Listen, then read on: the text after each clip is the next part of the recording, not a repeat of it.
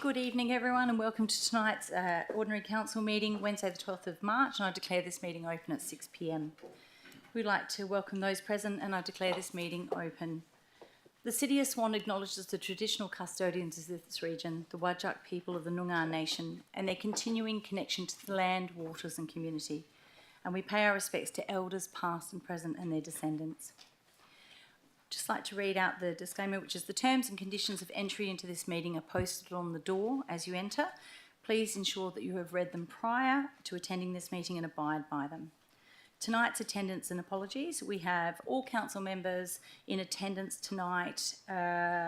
We have an absence from Councillor Knight, and we also have Mr. Leon Vanderlyn, the Executive Director of Planning and Development, who is attending electronically. Hope you can hear us there, Leon.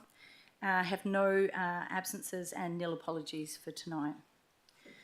Councillor Knight just walked in. Oh, Councillor Knight is here. Evening. And we're up to part 4, which is declarations of financial and proximity interest and interest affecting impartiality. And we have the following declaration from Councillor Henderson.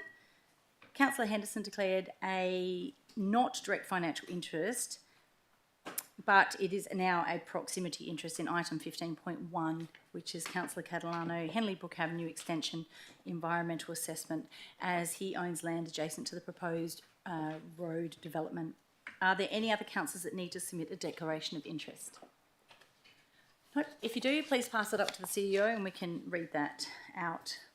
Part 5, public question time. Questions and answers are recorded in the minutes of the meeting, and they may be summarised in accordance with the Local Government Administration Regulations of 1996. All questions received for this meeting have been answered and responded to and have been included in the schedule. All questions will be published in the minutes of the meeting. So 5.1, which were answers to questions which were taken on notice, we had questions from Ms. Janzek, and all the answers have been forwarded to Ms. Zek. We'll move to part 5.2, which is questions relating to reports that are contained in the agenda. 5.2.1, questions of which due notice has been given, and we have nil. 5.2.2, which is questions without due notice for items in the agenda only. And we haven't had anyone register to ask questions for items in the agenda. Is there anyone in the gallery that wishes to ask a question relating to the items in the agenda? No, thank you. We move to 5.3, other questions to items not contained in the agenda.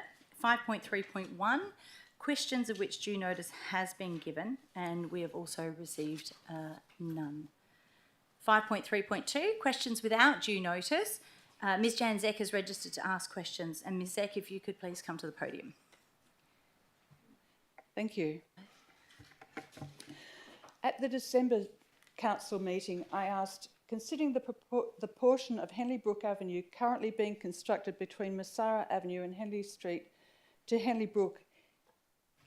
Henley Brook is clearly within black cockatoo territory, with night roost trees, nesting trees and foraging habitat either within the proposed road reserve immediately adjacent to it or within the designated buffers for the 3 WA threatened black cockatoo species, why hasn't the city referred the roadworks to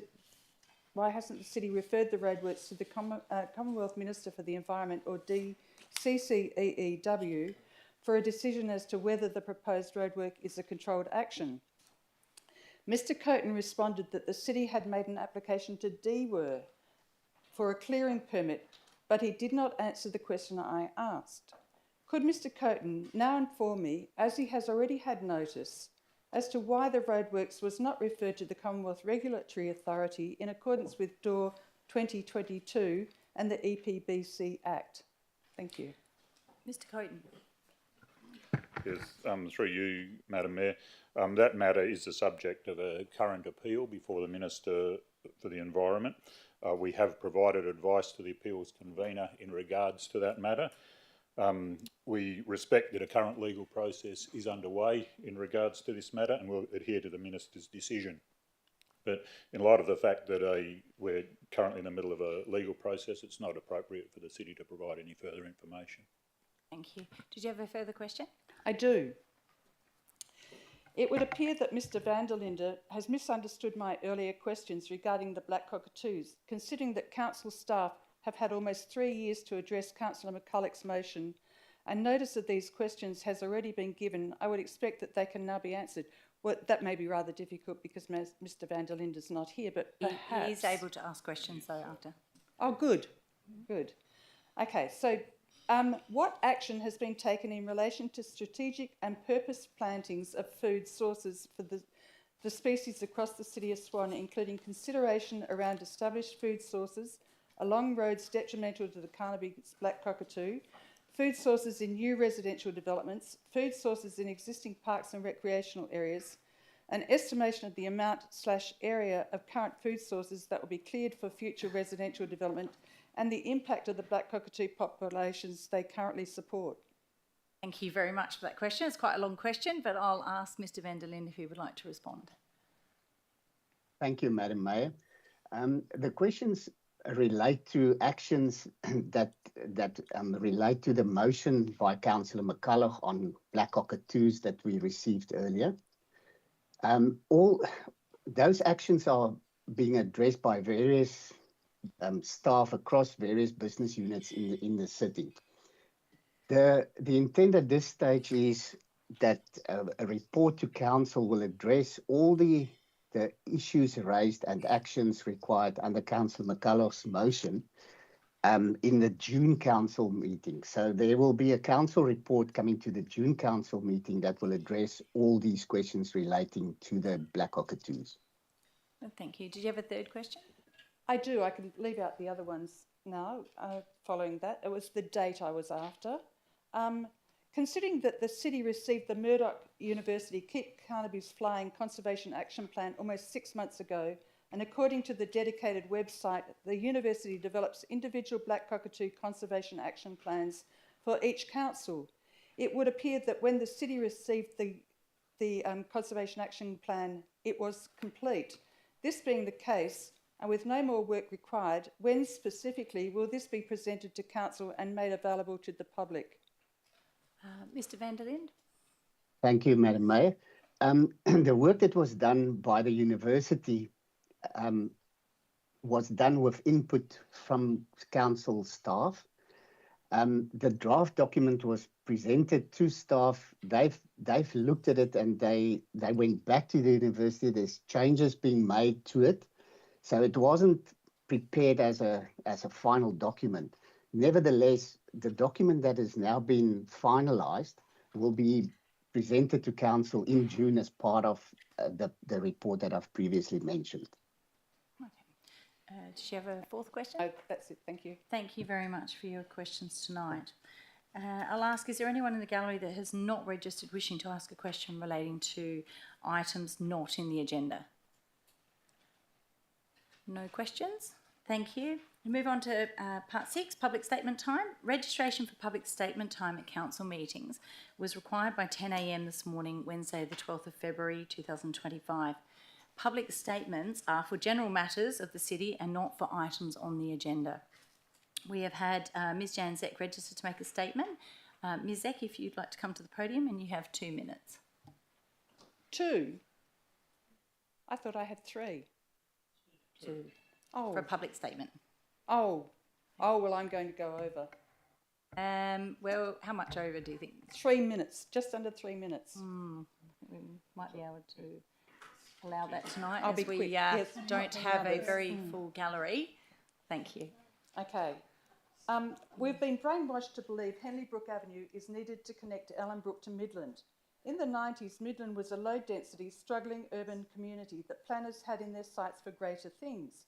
It was touted as a regional centre, and it was, to the rural hinterland.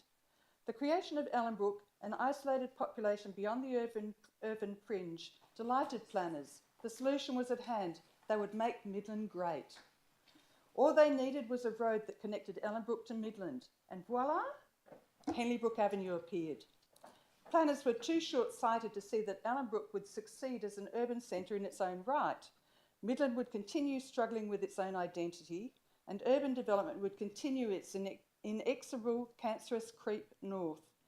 Obsession with Henley Brook Avenue has made planners blind to the issues right under their noses. Traffic is now streaming from new urban development in the north, down West Swan Road and Great Northern Highway. Traffic from Ellenbrook also pours down Drumpellier and Pax Reed and Rowe. Midland continues to be a junction where traffic passes through, and it still isn't a destination. What will Henley Brook Avenue contribute? It will facilitate more traffic using Millhouse Road, a 2-lane residential road with nowhere to expand. Residents all the way from the Vines, the Vale, Aveley and Ellenbrook will curse the council for making it a rat run. It will not reduce traffic using Great Northern Highway or West Swan Road. This is confirmed by the limited traffic modelling undertaken so far. It will not reduce congestion on Drumpellier. This is due to intersections and Reed Highway itself.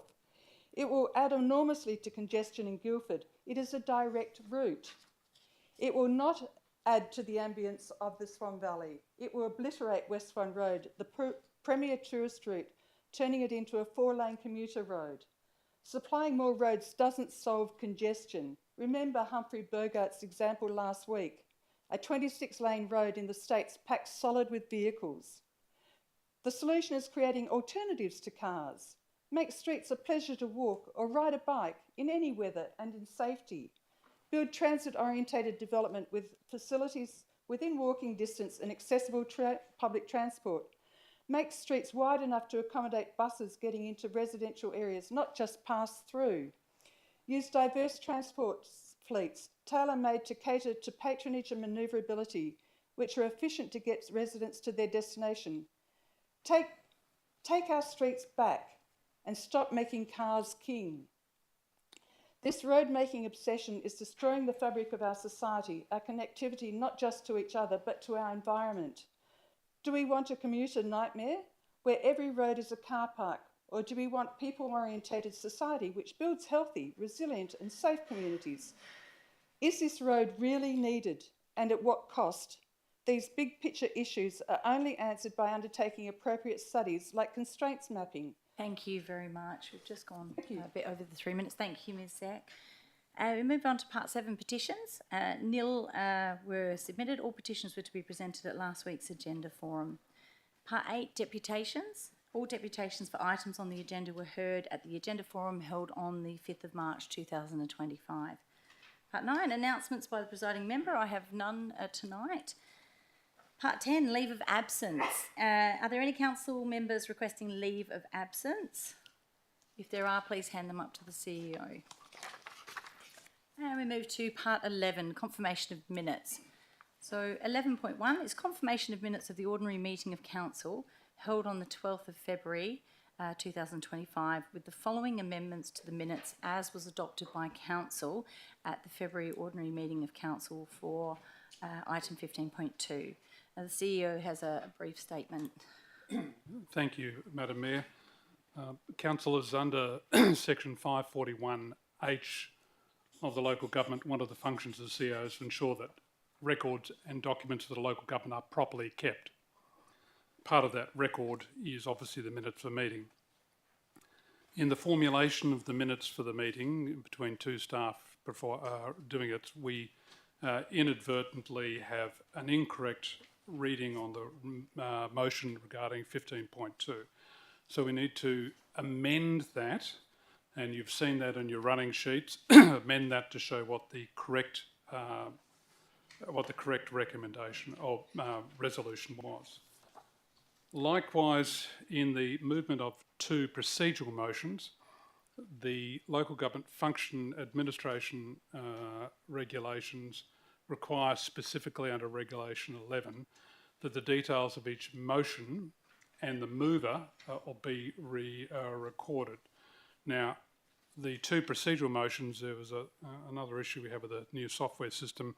Whilst we can put procedural motions in, it wasn't picking up movers and seconders. So we need to add that each of those items are moved, in the case of the first one by Deputy Mayor Johnson and seconded by Councillor Bowman, and likewise for the second by Deputy Mayor Johnson and Councillor Bowman. Now, I understand there is issue that Councillor Johnson's going to seek a further amendment to, I can happily address that at that particular time. But first, I just need you to note the amendments being put forward by staff to 15.2, just show the correct motion will be read out by the Mayor, as well as the two procedural motions to show the correct mover and seconder need to be read out by the Mayor. And at that stage, if after the Mayor reading out, if Councillor Johnson is seeking to move a further amendment, he could do so, and I might address that at that particular point in time. Thank you, Mr. CEO. Just a question at this point. So the process is someone who's going to move and second the confirmation of the minutes with those amendments, and then at that point I move my amendment to the minutes. Is that right? Through the chair, that is the process. We need, again, for the members of the public to read what the correct version should have been. So it's the amendment subject to the following corrections. And then at that point in time, if Councillor Johnson is seeking to move a further amendment, he would say amendment, and then that could be considered, at which point in time I might make a further comment, if that's right, Madam Mayor. Thank you, Mr. CEO. So 15.2, Question from Councillor Dunn. oh, Councillor. Pardon? Well, the Mayor's just got to read firstly those two tables of corrections. Yeah. No, I'll read it in full though. 15.2, Councillor Budovnik, amendment to administrative process for the collection of shopping trolley fees is resolved by that Council. 1, require the City to amend the administrative practice for enforcement of the City of Swan Consolidated Amendment Local Law Number 2, 2023 as follows. A, ensure small retailers are contacted but not immediately issued with a collection fee or issued with an infringement notice when the City collects their abandoned shopping trolleys, as per clause 11.7. B, allow small retailers 2 weeks to collect their shopping trolleys after they have been advised the City has impounded their trolleys. C, if any relevant shopping trolley has not been collected within the 2-week period of clause 1B above, the proprietor will be required to pay the collection fee and the City may issue an infringement notice. D, for the City to include this fee waiver, a step in our current process, as a 6-month trial, and for that data on trolley collection to come back to Council in a report after that trial. And part 2, for this to apply only to the small retailers as defined and certified by Consumer Protection as owned by up to 6 people, operating no more than 4 retail stores, having up to 25 people working at the same time across all stores, excluding apprentices, and 3, continue to implement ongoing discussion with affected retailers on solutions to reducing abandoned shopping trolleys. Now, Deputy Mayor Johnson had 2 procedural motions during debate in item 14.4.2.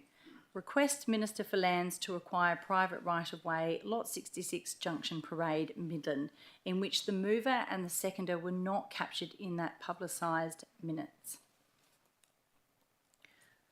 The procedural motion that Council resolved to 1, as per clause 9.1H of the City's Meeting Procedures Local Law 2023, that the ruling of the presiding member be disagreed with. Procedural motion was put to the vote and carried 10-3.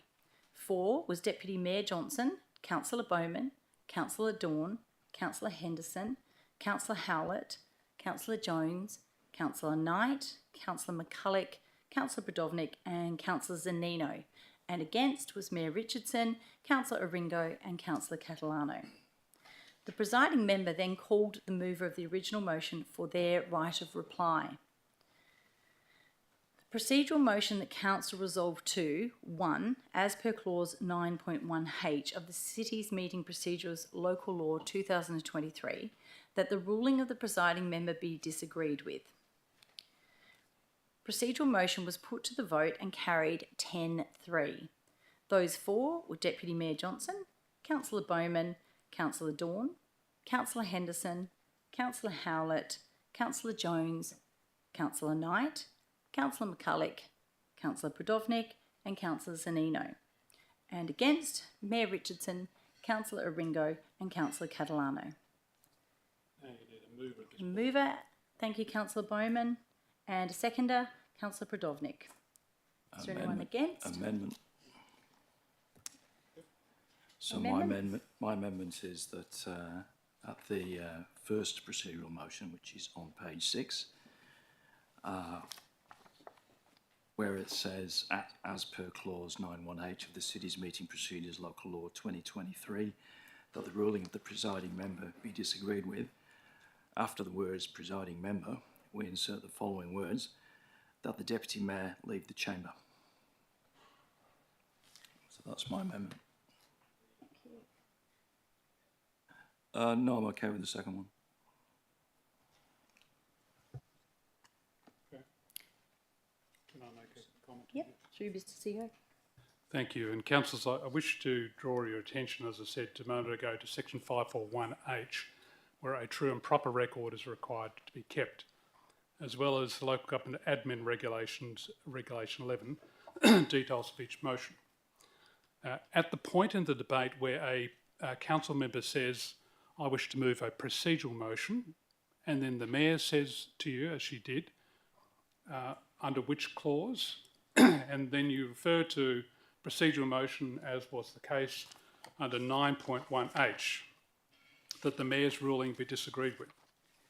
If those are the words that are used at that time, that is the motion, and that is the only part of the motion, which is why the minutes show that.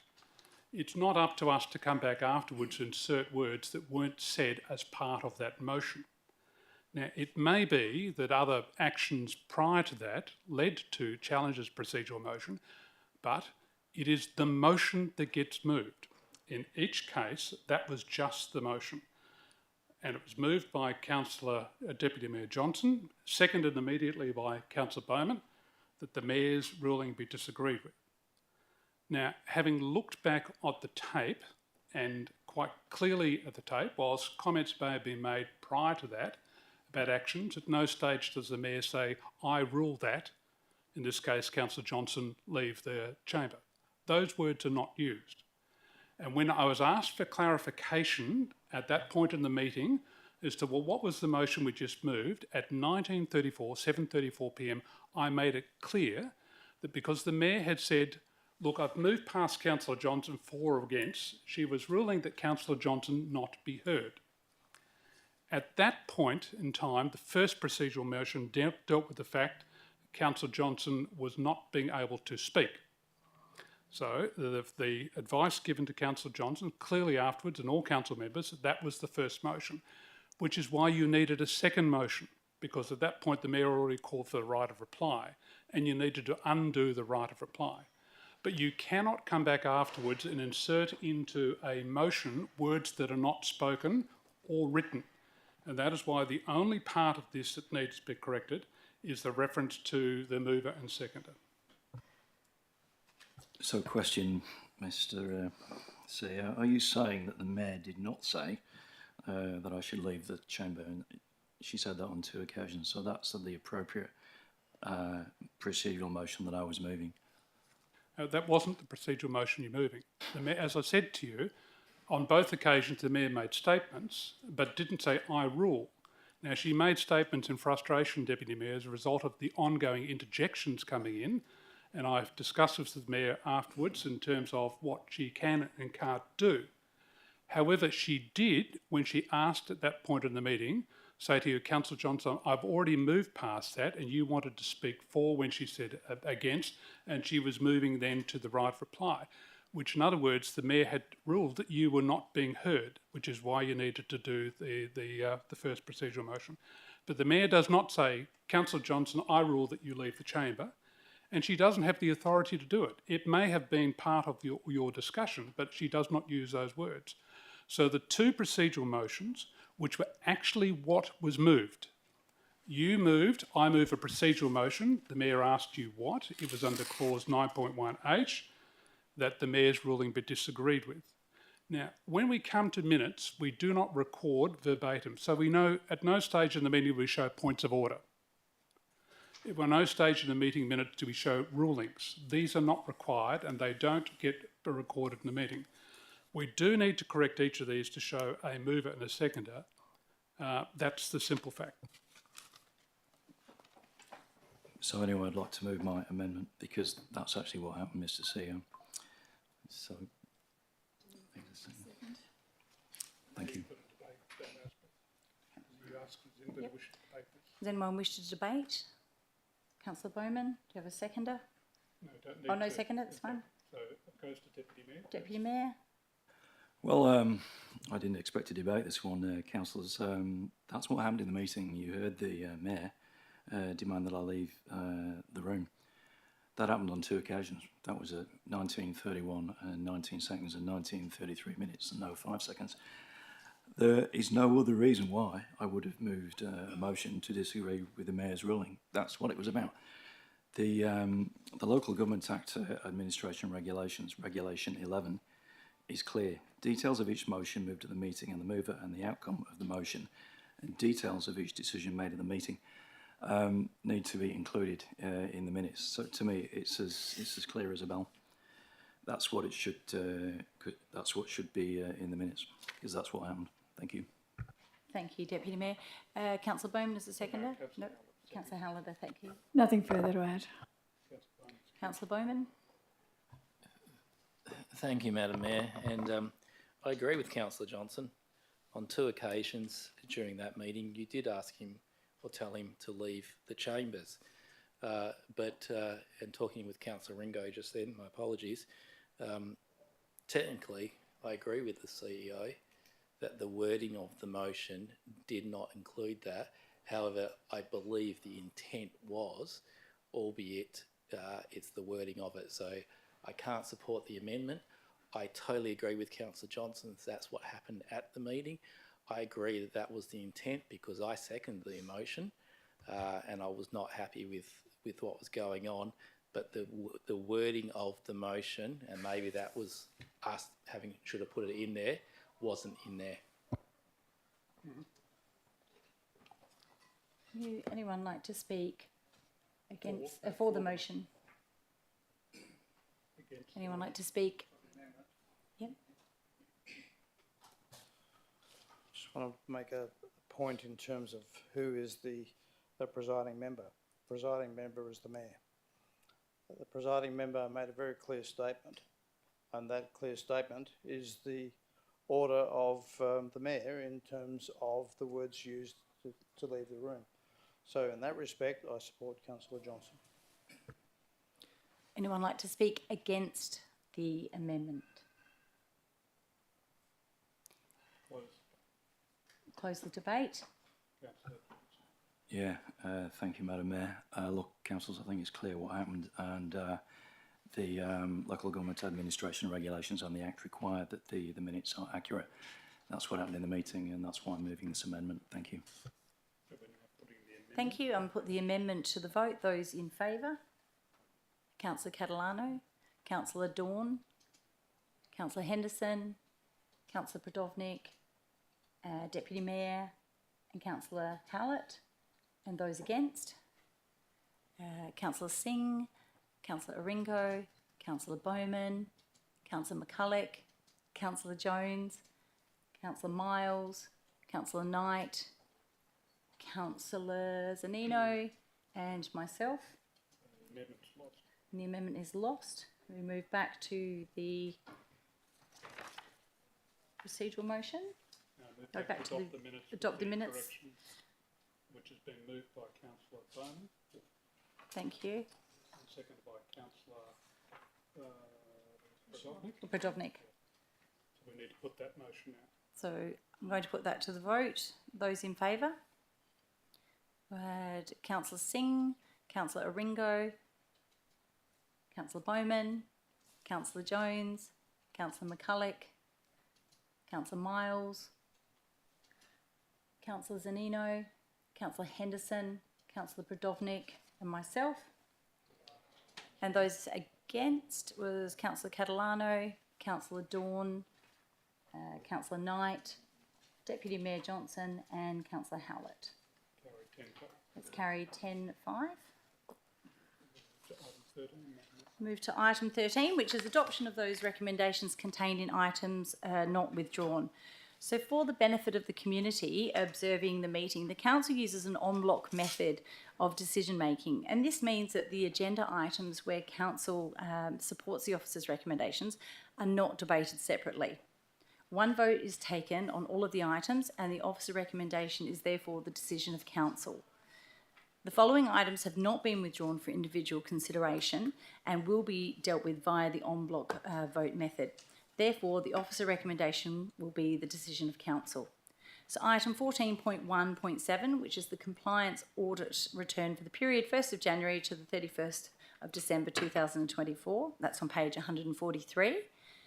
Item 14.3.1, which is the Transport Depot, lot 401, number 399, Adelaide Street, Hazelmere, DA 762-24, on page 227.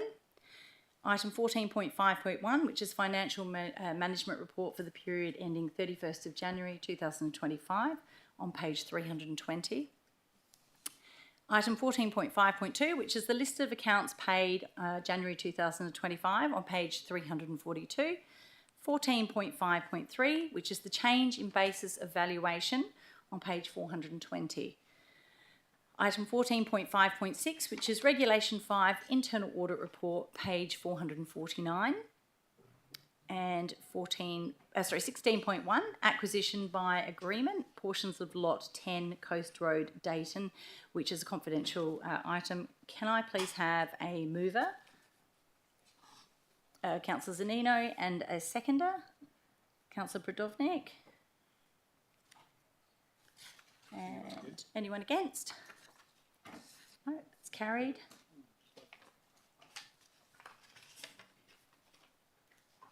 And now we move on to page 10, which is 14, reports withdrawn for debate or absolute majority vote required. The following reports have been withdrawn for debate or have an absolute majority vote in accordance with the Meeting Procedures Local Law 2023 and will be dealt with by council individually. And the first item is 14.1.1, the Corporate Business Plan for 2024-25, which is the mid-year performance report on page 8. And this has been withdrawn by Councillor Catalano. I need a mover of the officer's recommendation, Councillor Bowman, and a seconder. Sorry, Councillor Miles is up first. Thank you. Okay. So the officer's recommendation there has been moved that council resolve to 1, note the Corporate Business Plan 2024-25 mid-year performance report. I'm going to read, we'll go straight into, so Councillor Catalano. Anyone against? Is anyone against? Do you wish to debate it? Yeah, that's Yep. good to say you've got to vote it. So we move to the move in amendment. Question, Councillor Howlett. I find it very distracting that the CEO is constantly whispering directions, and I'm just finding it very hard to keep up with your rulings and your judgments and your calling of the meeting. So Thank you. The CEO is here to advise me, so unfortunately that is how the meeting runs. If I need to get some advice, then I have to apply that. So we'll take that into consideration, but thank you for the feedback. So. Thank you, I appreciate it. It's not so much the advice, it's the calling seconder and pointing out who... Yes, that's as a new is that mayor, that's advice? what happens. So Okay. you do get advice and you do get prompted at times, and that's how we keep the meeting rolling through. So, Councillor Catalano. Oh. So the mover was Councillor Bowman. Don't wish to speak. Councillor Miles is the seconder. Thank you. Councillor Catalano. Thank you. Yes, I'd like to oppose the Corporate Business Plan mid-year performance report for a few reasons. Firstly, the council minutes search engine doesn't work, or it works spasmodically. I tried one night and couldn't produce any results. That's disappointing, since the city has spent millions of dollars on an updated website that isn't reliable. As we've heard tonight, council minutes are an important feature for public to access. It's all about transparency and accountability. The website needs to be better monitored and maintained. Therefore, it doesn't meet our objectives to provide accountable and transparent leadership, or to engage, communicate and consult with our community stakeholders. And under the Community Strategic Plan Natural Environment Services, In the rollout of the rollout of FOGO has caused great concern to the community. The general waste red bin is too small to be collected fortnightly. Waste education workshop and programs have not effectively communicated solutions to problems raised by the community, that the red bin is too small to be collected fortnightly. And I should say, actually, the 2.1 is it's a section in this report. Sorry about that. And under economic key services, E2.1, the Midland Oval redevelopment, I dispute that spending of ratepayers' money on building even more roads in a Midland, especially over the Recreation Oval and Central Green Space, is good use of ratepayers' funds at this time of a cost of living crisis, increased road congestion in Midland and depletion of public open space in Midland. I could go on, but I don't think I will, but I'll just paraphrase what a resident wrote to me this week. She said, "The report does not reflect the economic and social stress that families, particularly young families, are facing in the new suburbs of our city, with high mortgages, lack of social and other infrastructure. The city's reporting should reflect the reality of our city as it is, not as we wish it to be." And for those reasons, I can't support this report. Thank you, Councillor Catalano. I'll ask, does anyone like to speak for the motion? Does anyone like to speak for the motion? Does anyone like to speak against the motion? Does no one like to speak for or against the motion? Councillor Bowman, you're right to reply. Thank you, Madam Mayor. Madam Mayor, search engine not working. Maybe I've missed something, but I don't see how that's relevant. Councillors, what is before us? Actually, councillors, this doesn't even need to come to council because we're not making a decision. We're purely noting it. Councillors, we're noting the green lights, the red lights, the orange lights, and how we're progressing on the SCP that this council adopted. We're not here to argue and debate whether we like something in the SCP. That happens later on in another council meeting. I think we do it during budget time. This is the staff, the administration coming back to us, and saying how they are going on the SCP that we as a council adopted. Economic and social stress. We're not here to rewrite the SCP, but I welcome input at the next workshop or briefing when we do the SCP. But councillors, before you right now is to note the corporate plan that we as a council asked the administration to do, and they're giving us what's called the traffic light report, and most of that's green with a little bit of orange, and I don't think I saw any red. Thank you, Councillor Bowman. I will now put that to the vote. Those in favour? Councillor Singh, Councillor Ringo, sorry, was that Bowman? Thank you, sorry, marking them off the list as we go slowly for the minute taker. Councillor Jones, Councillor McCulloch, Councillor Miles, Councillor Knight, Councillor Zanino, Councillor Henderson, Councillor Prodovnik, and myself. And those against? I had Councillor Catalano, Councillor Dawn, Deputy Mayor, and Councillor Howlett. The motion is carried 12-3. Thank you. And we move to item 14.1.2, which is the proposed City of Swan Waste Local Law on 2025 on page 45. Proposed motion from Councillor Bowman. Councillor Bowman, if you'd like to read out your alternate motion, please. Thank you, Madam Mayor. Madam Mayor, I move that Council resolve to not progress the City of Swan Waste Local Law until the following has occurred. A, Council has been briefed on the powers that are currently available to the City under the existing Health Local Law 2002 in regards to waste management. B, Council have been provided an opportunity to comment on the City of Swan Waste Local Law 2025 prior to the matter being presented to Council for consideration for advertising, and C, Council has been provided with a copy of the marked up changes in the Walga draft model waste local law. My reason that the motion is to ensure that Council has been fully briefed on the matter prior to making a decision regarding advertising the local law for public comment. Thank you, Councillor Bowman. Do I have a seconder? Councillor Henderson, thank you. Now, is there any councillor who'd like to debate or speak against the motion? Yes, thank you. Thank you, Councillor Catalano. Councillor Bowman. Thank you, Madam Mayor. Madam Mayor, I'd like to start with, to the admin, I told you so. I told you so that this was not at the stage where we should be coming to council.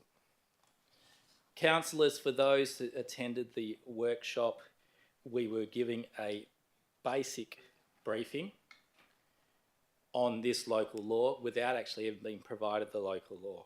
Councillors, we are advised that the health local law has a number of things already in there with rubbish bins. I struggled to find too many. Councillors, we've told that this was needed to be done because of a motion a couple of years ago that this council made to deconsolidate the local law. It was 2017. And that's no reason to rush this. Councillors, we were told it was based on Walga's model local law. Well, please show me the markup version. But councillors, I have been saying for quite some time, and although some councillors around this table disagree, the residents and ratepayers of this city are not impressed with FOGO. They are not impressed with what they're being asked to do. And based on that, it has significant impacts to this local law that I don't think has been considered. We should not be considering this local law till we've actually had the chance to sit down, and hopefully my notice of motion this time will get up, about the FOGO. Because the emails we got, I think I'd be in breach. And the reason I'd be in breach is because I've got to put my rubbish bin on the footpath. Now, interpret that. Somebody nice won't give me a fine. Someone not so nice could actually give me a fine. And I think it was $350. Councillors, the questions that came through, I put my rubbish bin out on the verge. My understanding is now the City of Swan's responsibility or property. That's why people can't go through and get my empty cans. But with 140 litre general muni waste picked up fortnightly, we have been getting told time and time again that it's not sufficient. Now, what happens if your neighbour or the bloke down the street or the lady down the street puts their dirty nappies in your rubbish bin? How are we going to manage that? I actually think we need to do a lot more. And before we even go out to advertising, this council has to be comfortable with what it's proposing, and I'm not. Thank you, Councillor Bowman. Councillor Henderson as a seconder. Do you wish to speak to motion? Yes, thank you. Briefly, Madam Mayor. Councillors, I think this has been very poorly thought out. Walga might think about the broader picture in a totally urban society. They haven't thought about outer metro, where you see quite a mix of rural and urban. That's part one. And so within that, we look at number 28, unauthorised burning of waste. Now, how could I interpret that? Well, I might be a grape grower and I get my prunings and put them in a pile and burn them each year. Do I have to go and get an authorisation to do that? These things haven't been thought through. And I think we have got to say, okay, let's stand back, have a look at it. Councillor Bowman's motion deals with that quite nicely. Yes, we do need to reduce our contamination rates, but I think there are other ways to do it rather than a sledgehammer. Thank you. Thank you, Councillor Henderson. Amendment? Amendment? What's your amendment?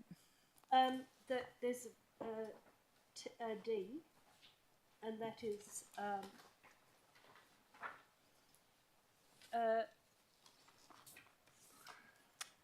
the city has reviewed its waste bin collection system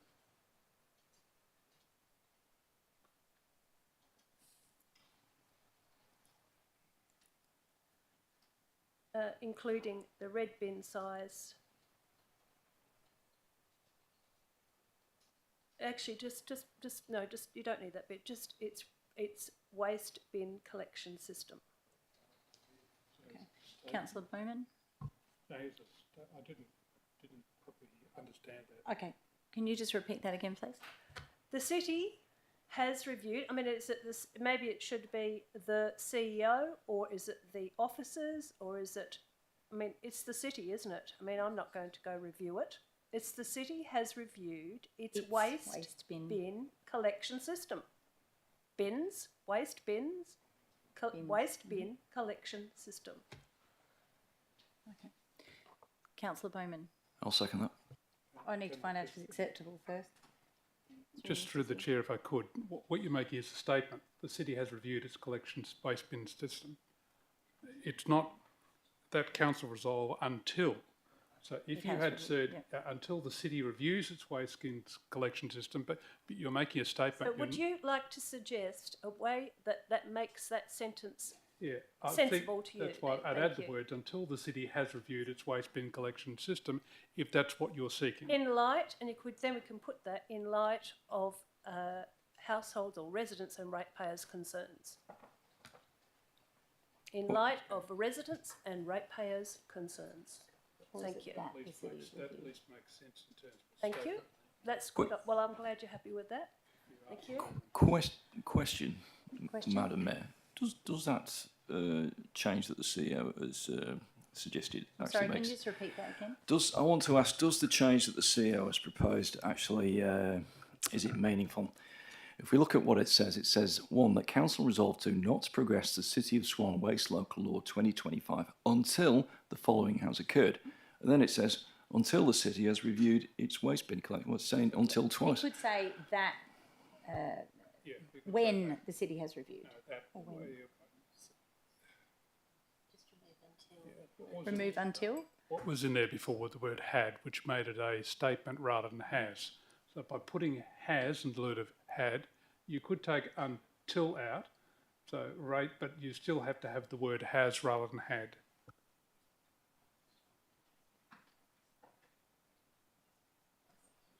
That makes sense.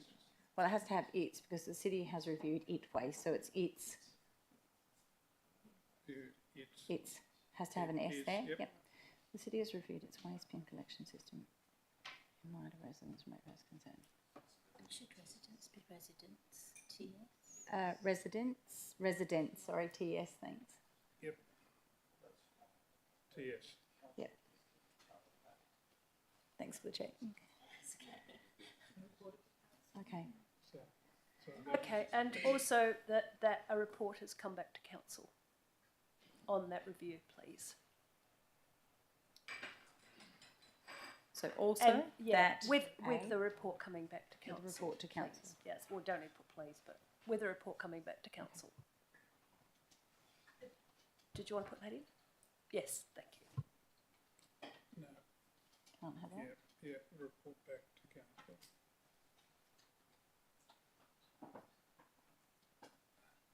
Okay. Now you've got to ask the mover and seconder. Councillor Bowman, are you happy with that amendment?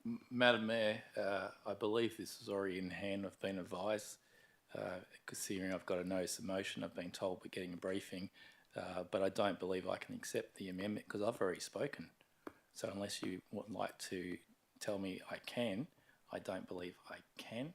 I think the previous motion was enough, and I have concerns in doing amendments like this on the run.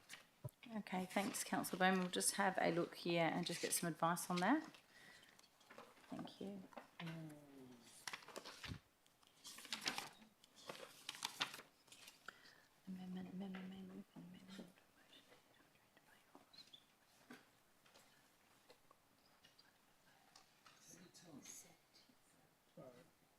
Chair. Yeah, B. So part B. 8.3B, yep. So through local meeting procedural law in 8.3 amendments, part B, if the member has already spoken to the substantive motion. So it can't be accepted. So we can't accept that, thank you. Just a question, Madam Mayor. It says here, a member may move an amendment to a motion at any time during debate on the substantive motion, except if the member has already spoken, but Councillor Catalano has not spoken. So Councillor Catalano, I believe, can move an amendment at this point. Through the Chair, that is my understanding of the correct interpretation. The amendment can be accepted because Councillor Catalano hasn't spoken. Now you need to return to the original mover and ask whether he and the seconder accept the amendment. If they don't accept the amendment, we have to debate the amendment. Thank you, Mr CEO. Councillor Bowman? If you're going to allow me to accept it, I'll accept it. Yep. Councillor Henderson? Thank you. That becomes part of the substantive. In that case, I won't oppose the motion. Thank you, Councillor Catalano. And then we move to... We just need to ask if anybody wishes to speak. Does anyone like to speak for the motion? Deputy Mayor. Yeah, thank you, Madam Mayor. Councillors, it won't have escaped your notice that I have an alternate motion on the order paper, and the purpose of that was to reduce the fines. But I think that Councillor Bowman's motion is a good one. It looks at the bigger picture.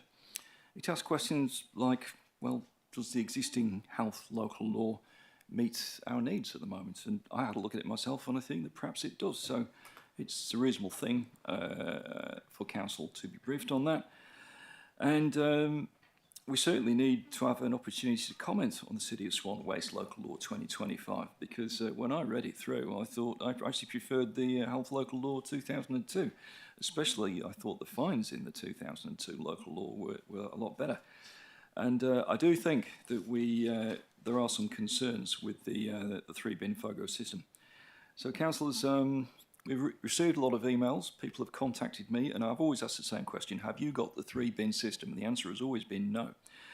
So, as we don't have the three-bin system in Guildford, I decided to go on a field trip, councillors. I went on a field trip to Ballajura. Don't go there very often. And I set about knocking on... Yes, councillor. I set about knocking on doors. And said, excuse me, I'm the Deputy Mayor of the City of Swan. Am I here to ask you a question about your rubbish bins? Are you satisfied with your rubbish bins? And what I found, councillors, was that about 80% of the people were satisfied. But there was a small but significant group, and we know who they are, the young families producing lots of nappies, and also another class that quite surprised me, but I thought was about sad, people with continence issues. So, which something that is probably, obviously a serious problem. They said the bins, the 140 litre bin is not big enough, but more importantly, it smells, it's not collected often enough. Offering them a bigger bin isn't going to do the job. Some of those people already had a second red top bin, but they said it still wasn't working because it was only being collected once a fortnight. So, councillors, we need to have a look at this, because a significant minority of people out there, important people, young families, important ratepayers, I don't feel are being satisfied by the current way we are doing FOGO. So, councillors, I urge you to support Councillor Bowman's motion. This is a really important thing for us to do. Thank you. Thank you, Deputy Mayor. I'll ask, are there any councillors like to speak against the motion? Councillor Catalano. No, actually, I'd like to speak for it, thank you. Are there any councillors who'd like to speak against the motion? Are there any councillors who'd like to speak for the motion? Councillor Catalano. Thank you. I really am just rising to speak to this motion because I am satisfied with it, because a resident in Brabham sent me a link to his change.org petition that's got 1,800 people commenting and signatures on it. And the statement is really relevant to this waste law, and now it's actually relevant to this motion, because it basically highlights what residents and ratepayers and households think out there. The city, and this is what it says: the City of Swan is commencing its FOGO initiative resulting in each home receiving an organic waste bin. While these efforts are commendable in driving waste sustainability, there are understandable concerns that have come up. The plan includes a reduction in our general waste bin size and changing collection to fortnightly rather than our current weekly pickups. We acknowledge the benefits that the FOGO initiative may bring in aligning with the country's National Waste Policy 2018. However, consider the potential disruption and difficulty a smaller bin with reduced pickup frequency would cause for large households, businesses, or those with specific waste needs. According to the Australian Bureau of Statistics, the average household in the City of Swan produces 1.5 tonnes of waste per year, which may not fit in smaller bins, leading to public litter and overflows. Our request is not to cancel the FOGO initiative, but to consider maintaining our current general waste bin size or keeping weekly pickups. This action would strike a balance, promoting environmental consciousness while minimising disruption to our community life. We urge all residents of the City of Swan to sign this petition to present a strong and unified appeal to our council.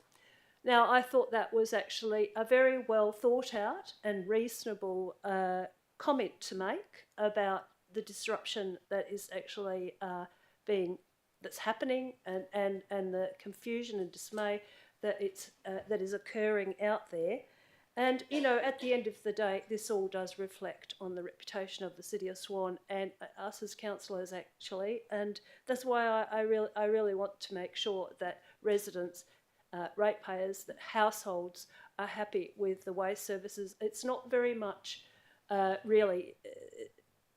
It's not often that a lot of people, that so many people kick up about an issue, but waste is one of them. So I think we need to take that on board. And I have sent the link to that petition to councillor meetings, and I believe Thank you, Councillor Executive Catalano. Governance That's your has got a 3 copy minutes. of that for any councillors who wish to have Thank you. it. Now I'll ask, is there any councillors who'd like to speak against the motion? Are there any councillors who'd like to speak for the motion? If no further comment, Councillor Bowman, your right of reply. Thank you, Madam Mayor. Councillors, I urge you to support my motion, because if it's lost, we're then dealing with Councillor Johnson's motion, that although some of those are small amounts, he is recommending increases in some penalties as well, and my community has said they're against any penalties. It's good to hear the Deputy Mayor now saying 85% of the people he speaks to are in favour, 80%, because previously when I've been championing a change, he said everyone that he spoke to this time last year was in favour of FOGO. We are now seeing the impacts of FOGO. But don't forget, councillors, although this decision, this decision was brought upon by the state government saying this is what you should do. We took the grant funding. We didn't go out to our community, and this was before I was on council, and now our community is saying enough's enough. We have hardly even rolled out FOGO. We need to make sure we get it right. So please support my motion, and so we can't consider the next one. Thank you, Councillor Bowman. We will now take a vote on that. Those in favour? Councillor Catalano, Councillor Dawn, Councillor Singh, Councillor Aringo, Councillor Bowman, Councillor Jones, Councillor McCulloch, Councillor Miles, Councillor Knight, Councillor Zanino, Councillor Henderson, Councillor Podovnik, Deputy Mayor Johnson, Councillor Howlett and myself. Carried unanimously, thank you. And then we move on to page, find it, 16. Item 14.1.3, 2025 local government elections, which is on page 69, and we require an absolute majority. I'll need a mover of the officer's recommendation. Thank you, Councillor Miles, and a seconder, which is the Deputy Mayor.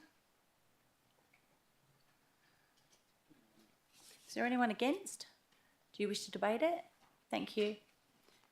Councillor Miles? No, my apologies. Yep, Councillor Miles. I'll just quickly say, obviously, in light of last local government elections, there are some questions that the Electoral Commission, well, I think hopefully tried to answer to the CEO. It was a very painful experience for the people who were going through that election last time. But, and the state election that has just passed maybe put some doubt into people's minds. But at the end of the day, this is the impartial, independent Electoral Commission that has run our elections for how many years now, and I think we should keep sticking with them and sticking with the option that is a postal vote, which would ensure the most people can have their say this year. Thank you. Thank you, Councillor Miles. Deputy Mayor is the seconder. Do you wish to speak to the motion? Yeah, I do. Yeah, look, we do actually need to hold an election this year, so therefore we do need to have this this motion or this resolution. Taking on board what Councillor Miles said about the last election, I'm sure the WA Electoral Commission has had a lessons learned meeting and have reconsidered how they go about doing the count, and I'm sure we won't get a repeat of that. So for that reason, and the fact they did manage to successfully conduct the state election, I believe that they will be able to do the job, and therefore I am going to support the motion. Thank you. Thank you. Is there any councillor who'd like to speak against the motion? Councillor Bowman. I'd like to move an amendment to be point 4. Express concerns for the ability of WAEC to conduct the City of Swan local government elections. Just slow down a little bit for the minute taker. Yeah, my apologies. Thank you. Express concerns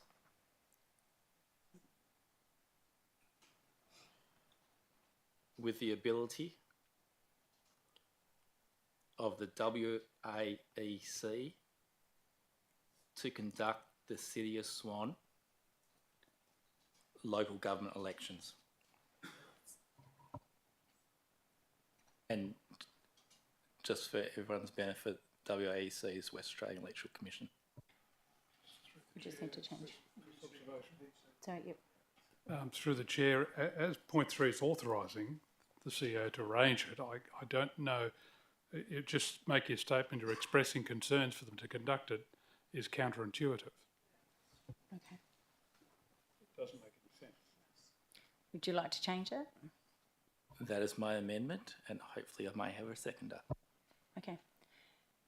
Do I have a seconder? Question? Councillor Bowman. I'm happy to explain, Madam Mayor. The WAC, in my views, is not fit to conduct local government elections. We saw what would happen before. It's getting more and more local governments to do their elections by the WAC. The behaviour, the output, everything that we saw at the last election surely should have rang alarm bells. We spend $700,000 roughly on that service, $700,000 of ratepayers' money. And the question I would ask is, if you continually used a plumber that couldn't fix a leaky tap, or if you continued using an electrician that couldn't install a PowerPoint, Okay. Thank would you, you Councillor continue Bowman. using This them? is entering debate. So are you happy with that amendment? Through you, Madam Mayor, I've got a question. Question, Councillor Podolnik. Pardon? As long as that's not going to impact on the opportunity for a postal election. Just one moment, please. Mr. CEO. Thank you. Point 3 is authorising the CEO to advise the WAC to conduct the elections, which will be a postal election. That's what it is. Point 4 that's seeking to is, on one hand, you're saying we're authorising you to do it, but now we're expressing concerns that you can't do it. Doesn't make sense who you're actually saying it or sending it to. You'll make your statement amongst yourselves. Now, we know the WAC have issues with it. We comprehensively documented what happened. We challenged the last election result, and we had the bills significantly reduced as a result. And we've kept a lessons learned action, including the fact that they'll be directed to do a ballot keying of all ballots on the day of the election so we can get a result. But I don't see how, I'm not seeking to debate this, you can't express concern to one side and say you're going to authorise them to do it on the other. I had a question from Councillor Brodovnik. Through you, Madam Mayor, to the CEO, is this an issue of relevance as well? I mean, literally we're saying we're authorising something and then we're going on a bit of a ramble on point 4, which talks about concerns that are just not relevant to Point of endorsing order. something. Thank you. No, I'm One serious, I'm moment. asking a question. One moment. There's a question. And Councillor Bowman, you have a point of order. 7.2 reflection. I'm not rambling. I know, Thank you. we I'll are ask- going on a ramble with I'll that. ask that you keep it respectful, and I'll uphold that point of order. Now, I just want to say this again. I'm not joking when I say it sounds like a ramble because my point of Councillor relevance. Brodovnik, if we Sorry, could choose a different... Point of order. Thank use a you. different Just word. one moment. You ruled on it, Madam Just one Mayor. moment. I did rule on it. Thank you. Thank you, Councillor Bowman. I did rule on it. I did ask if you could change the wording. my I'm going to apologies. uphold the point of order. Thank you, Councillor Bowman. And now I'm going to go back and ask for...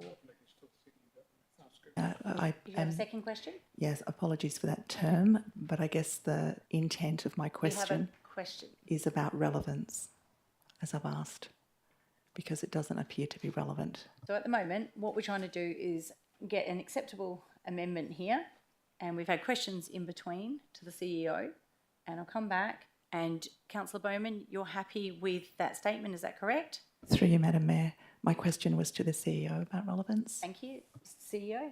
Like me to answer the question you asked me. No, just one Okay, moment. so Thanks, not Councillor answering Bowman. that. Thank you. And I believe the issue of relevance relates to matters during debate. So it's more directed to when a councillor is making a point, they have to be relevant. The question that's being asked now here is about the inclusion of a point 4, which I'm advising you, that's my function at the meetings, is counterintuitive to point 3. So when you consider whether you're going to accept this amendment or not, you need to bear in mind, does it have any capacity to do anything? Question. Are there any quality criteria for amendments in section 8.3 amendments? So do they have to pass any rules or quality tests? I can't see it myself. No, that's what I thought. I think a councillor can move any amendment they want, and it's up to councillors to vote against it if they don't like it. Thank you. Councillor Bowman, are you satisfied with that amendment? Yep. Yes. Thank you. So I'll ask the seconder. Is there a second? Is there a seconder? It lapses. No. Then it lapses. I'll continue my debate then. Thank you. Councillors, I'm not against postal. We see the return rate. I expressed my concerns with the amount we're getting charged because of full cost recovery. But councillors, I am concerned that we are forced to use the WAC. It's the only option local government has, it's the only option the City of Swan has, and that only option is costing us $700,000 and we're not getting good service. We are seeing that. And it wasn't just last election. It was election nearly 4 years ago. There was issues there as well. Councillors, if you're not getting good service when you buy a product, when you use a service, like I said before, an electrician or a plumber or anything else, do you keep going back to them? No. The problem here is we have to. But we should be saying, hey, we need improvements.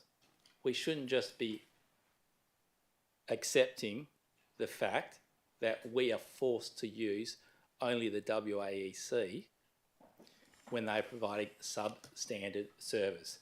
And I don't think I need to mention anything about the state election because there's enough state politicians also expressing their concerns with the WAC to run a state election, which is one job they've got in every 4 years, and for local government elections, it's one job they've got in every 2 years. Thank you, Councillor Bowman. I'll ask if there are any councillors who would like to speak for the motion. Is anyone against the motion?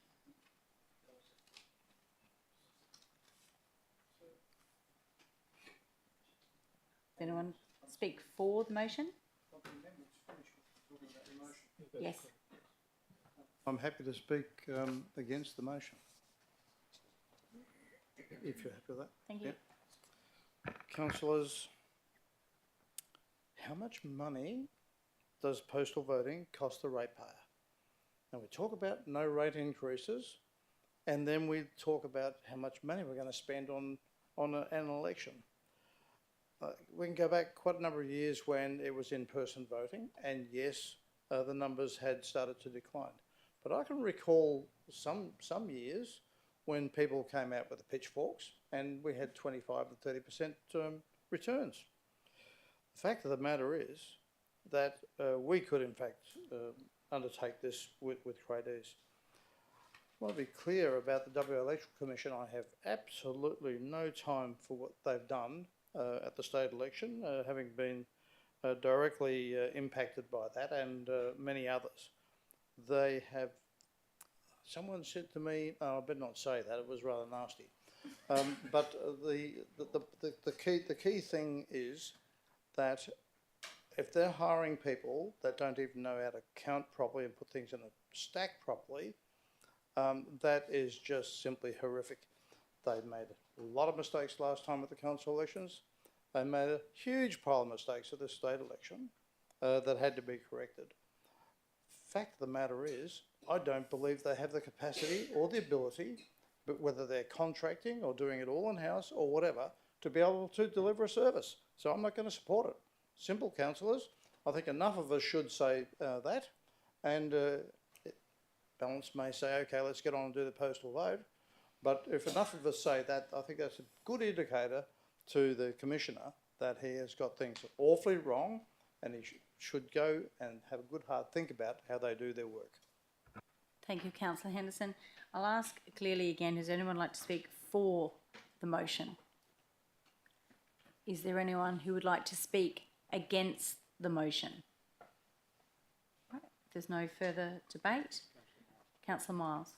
Thank you, Madam Mayor. I'd just like to remind everyone again, you know, our electoral system, our electoral commission, the process of our elections in Australia are the envy of the world. I think we should have faith in our institutions, especially ones like this.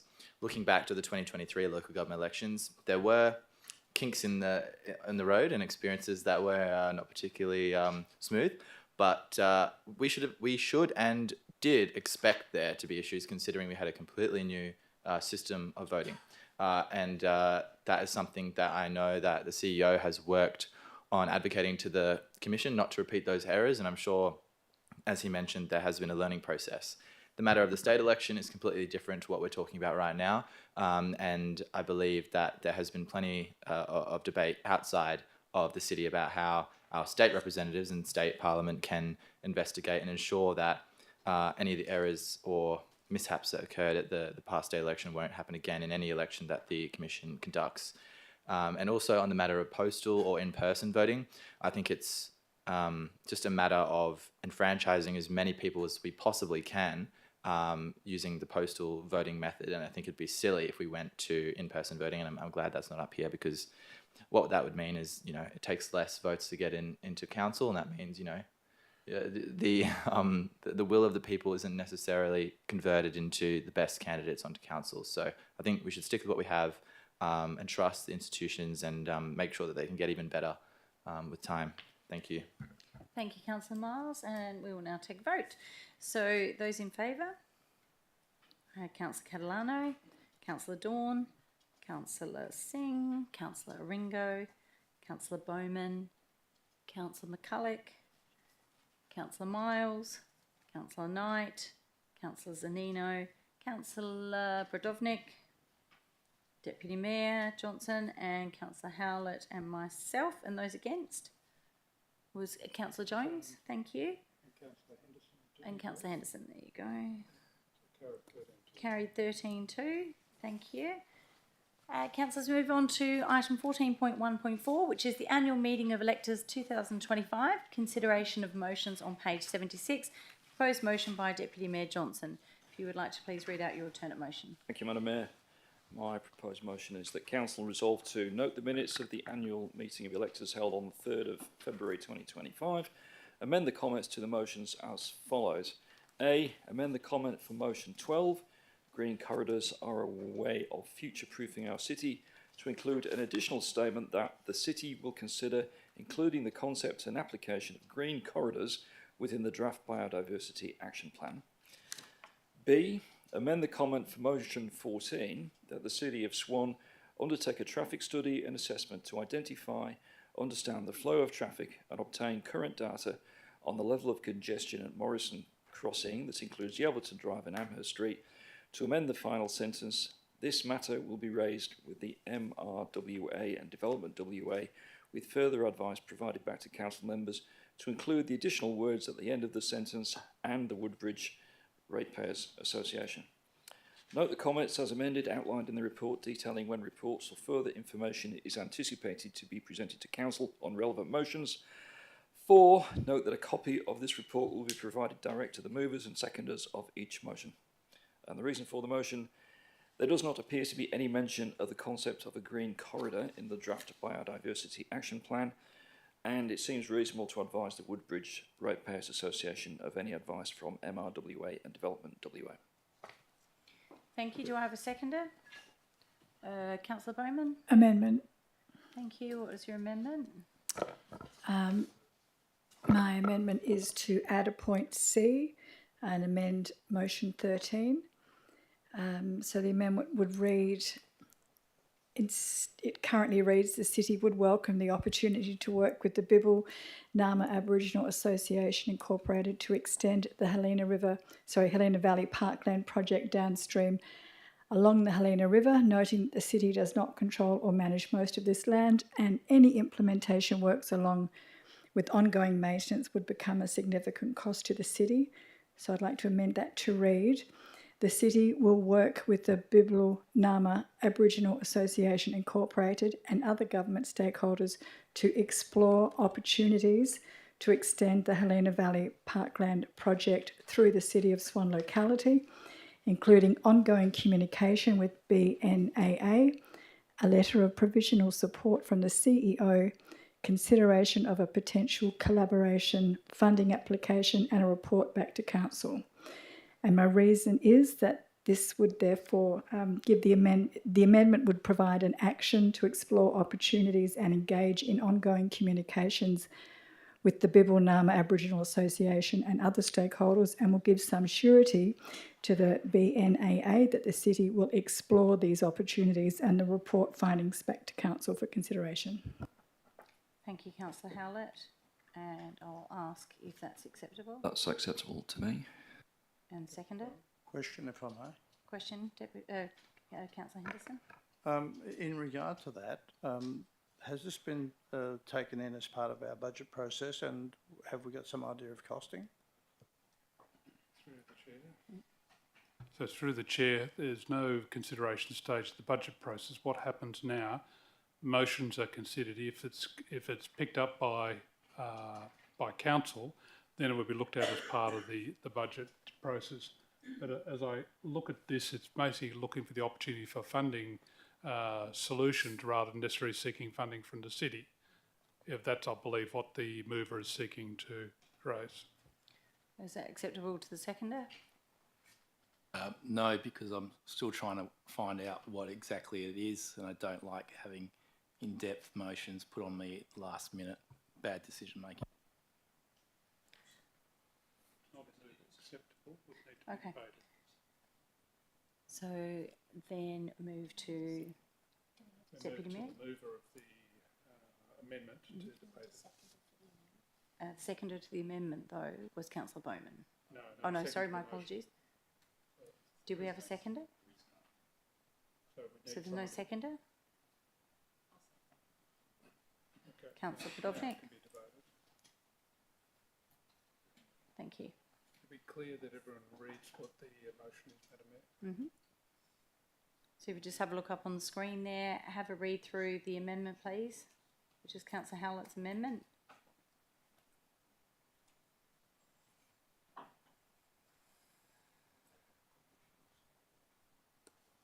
And then does it go to Stephen? Or you are?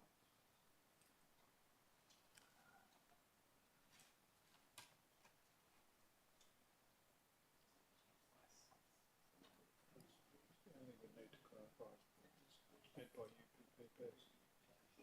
Okay, so we'll just ask Councillor Howlett, what is meant by UPPP? I have to confess that I'm not actually sure what that means. That was given to me by Francesca from the Bibble Nama Aboriginal Association, which I haven't looked up. So I'm happy to remove the UPPP funding and just leave it as potential collaborative funding application. Also says potential twice. You've got potential twice. So, thank you. Can you see that there? There you go.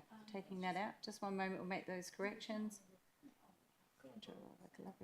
Okay, so I'll ask the mover of the motion if that's acceptable. It's acceptable to me, but I don't think the seconder would accept it. Seconder? No, I've already said it. You've got a seconder for the amendment. That's. We now need to debate the amendment, which Okay. is you have a mover, which is Councillor Howlett? and a seconder, Councillor Dawkins. Okay, so Councillor Howlett. Thank you. I do have the answer to what a UPP is. It's Australian Government's Urban Precincts and Partnership Program funding, part of infrastructure.gov.au. Am I now speaking to Just check, anything? so we can only So leave through it as it through is the now? chair, those applications are simply closed at this point in time, and wouldn't be considered. But as Urban Precinct Project Fund, the city had recently applied for funding, wasn't successful in its own right. I would recommend, perhaps to the mover and seconder, you just leave it as consideration potential collaborative funding application, or funding applications, plural, and that way you've got to look at anything that might be available. Okay. Councillor Howlett. Thank you. Am I speaking to the amendment? Yes. Okay, thank you. This is not about locking us in financially to anything at all. It is really just, I received a phone call asking to help strengthen the officer's recommendation. The word would felt a bit light, and it essentially has been replaced with the word will, which shows an intention for the city to engage with the Bibble Nama Aboriginal Association, who have got some great support for this project. And considering that the Helena Valley is the other wonderful river that runs through our area, I think it's highly relevant for the city to pay attention and to engage in discussions with this organisation and other stakeholders.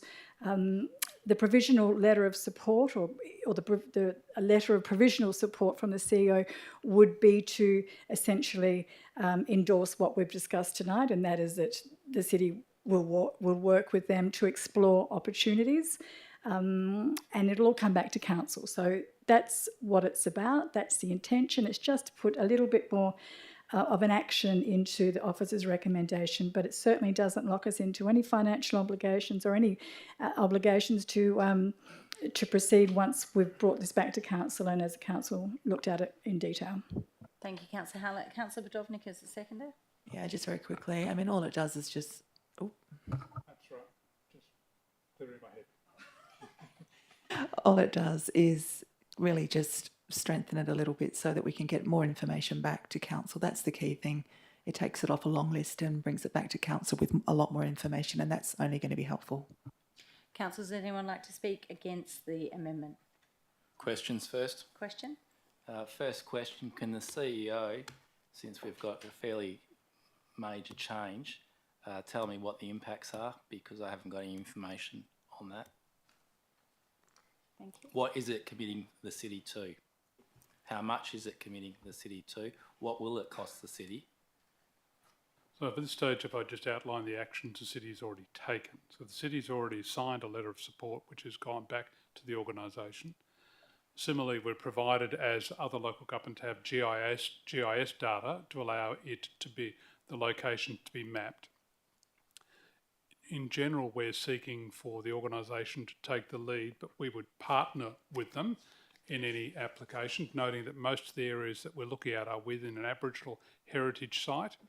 So given that, it would be better for an Aboriginal corporation to be taking the lead than anything to do with the city. So we're sharing information with them, including on the Kings Meadow redevelopment or proposal down there, which has already been to council. It doesn't seek to commit us to anything other than looking for opportunities for funding. So we would need to develop a shared plan through that area, again, led by the Indigenous, and then any issues then coming back to council. So I don't see it actually commits us to more than continue to collaborate and work with them, and then as things come up, perhaps look for funding opportunities. My next question is, how can we as councillors change an officer's comment? Because this is what this motion is doing. Thank you. So through the chair, you're amending the officer's comments. You are replacing them with ones that are adopted by council now.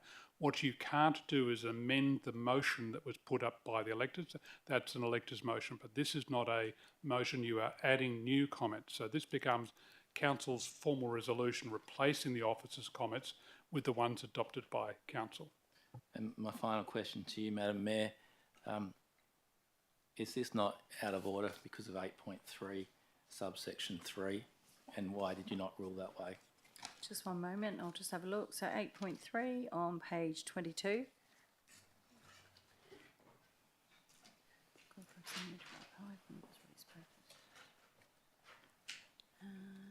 it? They haven't already? Yeah.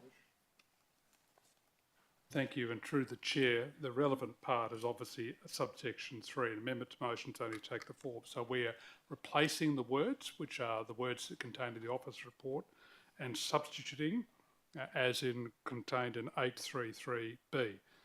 But you're not changing the substantive motion, which is the elector's motion, which is council's support. Okay, thank you for those answers to those questions, councillors. In general, from what I've heard on the run, I'm okay with it. But I'm going to be voting against this amendment because this is not good governance. We should be getting these amendments in earlier. It's not a small amendment. I've had to look at that and read that 3 times to try and work out what it was. I've had to ask the CEO because I still don't see what he said in his response is what's in there. What is the financial implications? We've been told there is none. What are other implications to the city? How can we make these decisions without those things?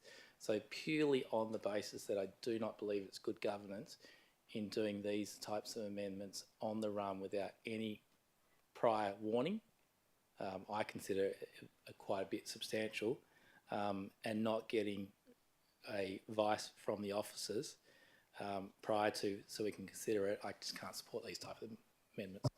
Thank you, Councillor Bowman. I'll ask, are there any councillors that would like to speak for the amendment? Deputy Mayor. Yeah, thank you, Madam Mayor. Madam Mayor, the reason I like this amendment is that I know that there is a vision out there that one day the Helena Valley could be restored to what it must have been like in times gone by. I know there's a lot of work going on there, but there is still a long way to go in terms of ensuring that the vegetation in the Helena Valley is as it was, and removing anything which is not native. But more importantly, I think it would be great to have a Helena Valley walking track where people could walk all the way along the Helena River. And I believe that's part of the vision of the Bibble Nama Aboriginal Association's plan. I think we should get behind them and support that, because I think knowing the river in its current state, and just imagining what it could be like in the future, and what a wonderful park it could be for the people of the city of Swan, and especially those living around it in Midland, I think we should do everything we can to ensure that we support this proposal. Thank you. Thank you, Deputy Mayor. I'll ask again, does anyone like to speak against the amendment? Thank you, Councillor Henderson. Thank you. The reason I'm speaking against this is that it concerns me where it says a letter of potential support from the CEO. That may well be quite misleading. It might give expectations that there could be some funding. Well, I would think that if there's going to be funding, this should all come from the state, being that it's a river area. and we should be careful about what costs could be associated with this, and they could be significant. I don't believe for a moment that the Helena will ever be what it was. The damming of the Helena further back at the weir is the end of that. The other issue I have concern for is that by some provisional support, it may ultimately impact the extension of Lloyd Street and the bridge over the Helena. And again, I don't want to have any misunderstanding as to where the council sits and what others might think of from what a provisional support might mean. So I think really we should be saying, okay, let's expand on this in another way, but not through this motion. Thank you. Thank you, Councillor Henderson. Question. Question? Through you, Madam Mayor, to the CEO. Did you say that the City of Swan has already provided a letter of support? CEO? Thank you. Through the Chair, yes, we've provided a letter of support in principle to the organisation. Subsequent to any council resolution, further letter would be then phrased along the lines of what the council's resolution is. Councillor, is there anyone like to speak for the amendment? Anyone like to speak against the amendment? No? Close vote. Councillor Howlett. Thank you. In a perfect world, Councillor Bowman, I would have received this motion perhaps, a week ago or an amendment, but I didn't. It came to me quite late yesterday afternoon from the director of the organisation of the Bibbulnama Aboriginal Association. So I suppose I could have said, look, it's just poor governance for me to put it in late and I won't accept it. But it's also open for me to bring it in late and to put it up as I have. It's quite simply not committing us to anything, and it's really just a slightly fortifying or strengthening the exploration of opportunities together. I don't see it causing any issues on any span of the length of the Helena River. I know that this organisation were quite clever in being able to discover quokkas up a bit further upstream, so we do know it's a healthy riverway, a healthy waterway, and part of what they're doing downstream is actually working on the river health and bringing back some great reporting. So I would urge you to support this. It's not a big change. It's not committing us to funding. It might be outside of the Councillor Bowman's good governance standards, but unfortunately I can't control that at all times. So please support it. Thank you, Councillor Howlett. Now we'll put that to the vote. Those in favour of the amendment. So I have Councillor Catalano, Councillor Dawn, Councillor Singh, Councillor Aringo. Just counting along the list so that the minute taker has a second. Yeah. Councillors, can you just put your hand up again, those in favour? So we have Councillor Catalano, Councillor Dawn, Councillor Singh, Councillor Aringo, Councillor Miles, Councillor Knight, Councillor Dovnik, Deputy Mayor and Councillor Howlett. And those against, we had Councillor Bowman, Councillor Jones, Councillor McCulloch, Councillors Nino, Councillor Henderson and myself. We had 9-6. And then, so the amendment is carried, and now we go back to the substantive motion. Deputy Mayor.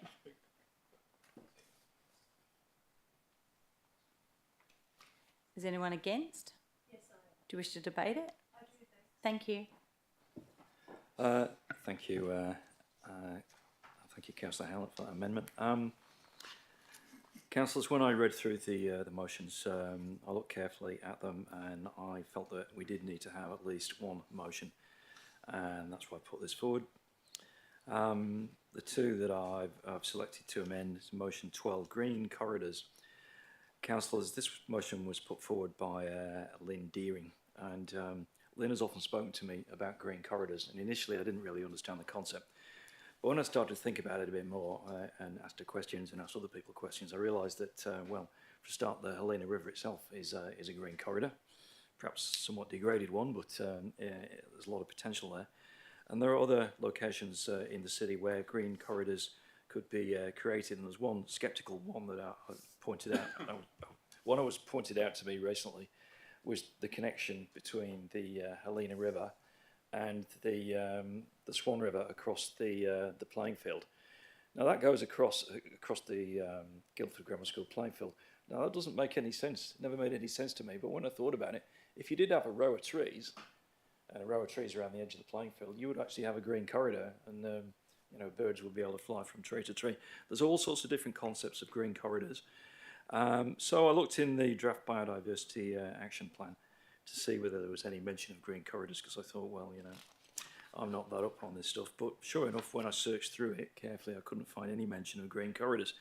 And as lots of people are talking about green corridors, and as the officers themselves say, all the feedback that's coming in from the community is, a lot of it is about green corridors. This is something that we need to incorporate in the draft biodiversity action plan. So hence this motion. I think we need to recognise what the community want, and we therefore need to amend the city's response to the motion. Likewise, we do have some road traffic challenges at Morrison Crossing, and that's the junction of Morrison Road, Amherst Road and Great Eastern Highway. That is becoming quite a problematic area, and we know that the state government does have some plans in that area. The Woodbridge Ratepayers Association, again, of which I think Lynn is currently the president, is concerned, and they would just like more information, and they would like to be kept in the loop. So this is a very modest change, and you've already heard from me about Councillor Howlett's motion about the Helena River Parkland. So, councillors, I think this is a modest change to acknowledge three of the motions that came to our annual meeting of electors, and I think we need to do what we can to support the will of the people. Thank you. Thank you, Deputy Mayor. Councillor Bowman. I'll reserve my right. Thank you. I'll ask, is anyone against the motion? Councillor Catalano.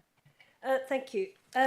Yes, I don't have a problem at all with green corridors. It's something I've been consistently raising. Every road actually can be a green corridor, and I raised it going far back as the review of the Strategic Community Plan. The reason why I'm opposing this is because I think every motion should be considered separately, and that's why I cannot. It's the minutes of, I just can't consider. In particular, motion 2, which was the motion for the suburb of Beechborough to be rebordered, to separate from the city of Swan, I couldn't understand why it wasn't given the same consideration as the motion in the previous year about Guildford being realigned to be included in Bassendean. That I understood led to discussions with the Mayor and staff at the town of Bassendean. That didn't happen this time. Why not? Why didn't it happen for Beechborough residents? It's not enough for the city to congratulate itself on service provision in Beechborough as a justification for not taking their motion seriously when ratepayers and residents tell us otherwise. And this motion tells us that they are not satisfied. And then the other one, motion 9, the elector requested that only native trees and plants are allowed for landscaping of new and established developments and for infill replacements of plants on verges. Look, while the city's got lots of guidelines and it justifies what it's been doing, unfortunately, it has not been planting native trees, local native trees, on road verges. And in particular, this hasn't happened in Midland.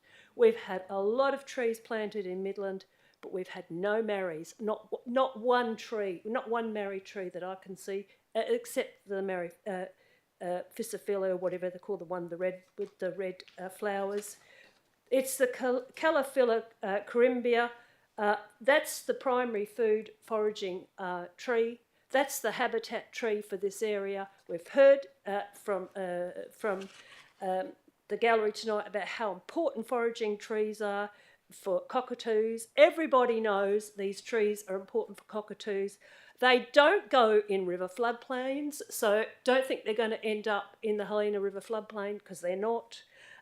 They've got to be planted on verges. If we're going to take these corridors seriously, I'm afraid we've got to plant marries. And I've been going on about this for a long time. So why aren't we getting them? Why aren't we getting these marries on verges? It's not enough to fill our parks full of marries. No, well, where does it leave the open green space for people? No, our roads can be green corridors. They need to have marries. And why aren't marries planted? Oh, because of honky Thank you, nuts. Councillor Catalano. And that's your 3 minutes. Now I'll ask if anyone else to speak for the motion. Councillor Bowman. Thank you, Madam Mayor. Madam Mayor, I think Councillor Johnson's slight tweak was a good tweak. But Madam Mayor, let me remind all councillors, as councillors, we could have moved any amendment. So if you have a motion that's come from your ward, I would expect even more the ward councillors to take more interest in that. Councillors, let me remind you why the motion last year regarding Guildford was debated more. I believe a certain councillor that may or may not be standing right now moved that motion out. Wasn't my ward, but I thought it was worthy of further attention. So I moved that motion. Any councillor here could have done that. Councillor Catalano talks about didn't take it seriously on motion 2. Well, councillors, if you're going to take our annual electors meeting seriously, go through the motions. If you don't agree with what the officers are saying, put the time and effort in to write an alternative motion. The staff will even help you. But councillors, the reason why Guildford was pulled out last time, because a councillor thought it was a good idea to have more debate and a further report on it. That's why. Thank you, Councillor Bowman. I'll ask if there's anyone against the motion. Are there any councillors who'd like to speak for the motion? Right. Councillor Dawn. Yeah, no, I'm in support of the motion. I think as many green corridors as possible. I agree a little bit with Councillor Catalano. I see the point that she's actually making, but yeah, absolutely more green corridors, and especially within the biodiversity action plan is critical for that to exist within that local plan. Thank you, councillors. Is there anyone against the motion that would like to speak that hasn't spoken? Does anyone like to speak for the motion? If not, your right of reply. Thank you, Madam Mayor. Madam Mayor, look, taking on board Councillor Bowman's comments, I did actually write this alternate motion in a form of 2 amendments in the hope that it might encourage other councillors to produce further amendments, and I was expecting other alternate motions. We would have to sort of merge them together. So thank you to Councillor Howlett for bringing on her amendment. Yeah, look, I think in the case of motion 2, Beachborough, yeah, I think the way to handle that would have been an alternate motion, and likewise, or an amendment, and likewise with the marry trees. It's good information from Councillor Catalano. I hadn't realised that we'd not planted native trees. I thought it would have been obvious that we would have done that. I guess one thing I've learned as a councillor, as Councillor McNamara used to say to us all, no question is a dumb question, councillor. Sorry about the accent. I think from this we've got to learn to ask more questions, and it would have been great to have an amendment to request more marry trees be planted. But councillors, I'm confident you're all going to vote for this, so I urge you to vote for it. Thank you. Thank you, Deputy Mayor. I'll ask now, put that to the vote. Those in favour? So I had Councillor Dawn, Councillor Singh, Councillor Oringo, Councillor Bowman, Councillor Jones, Councillor McCulloch, Councillor Miles, Councillor Knight, Councillor Zanino, Councillor Henderson, Councillor Prodovnik, Deputy Mayor Johnson, Councillor Howlett and myself, and those against, Councillor Catalano. Thank you. The motion is carried, 14-1. Thank you, councillors, and we move on to the next item, which is 14.1.5, Policy Review, Election Caretaker Provisions on page 107. Proposed motion by Councillor Brodovnik. If you'd like to speak for the motion.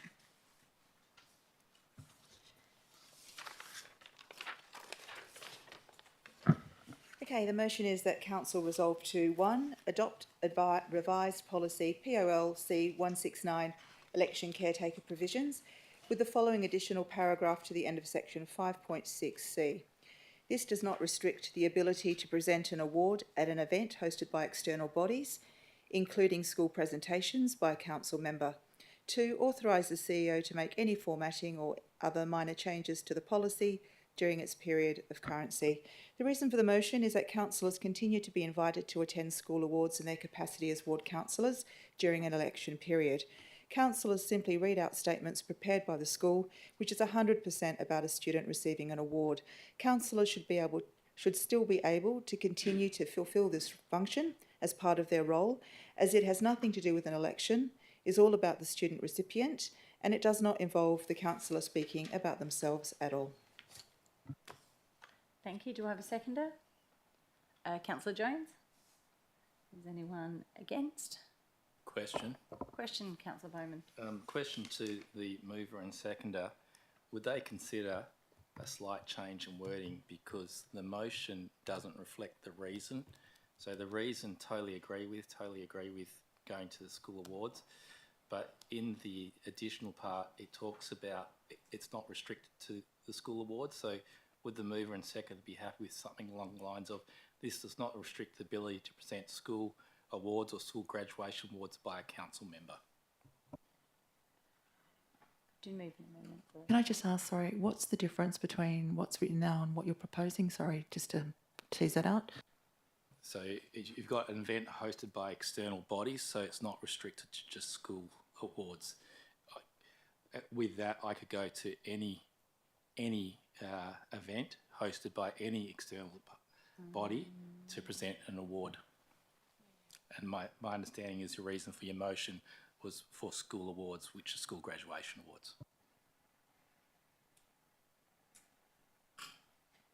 Question. Would that be an issue through you, Madam Mayor, to the CEO? Because I guess, yeah, what's your thoughts? I'll ask for clarification, Mr. CEO.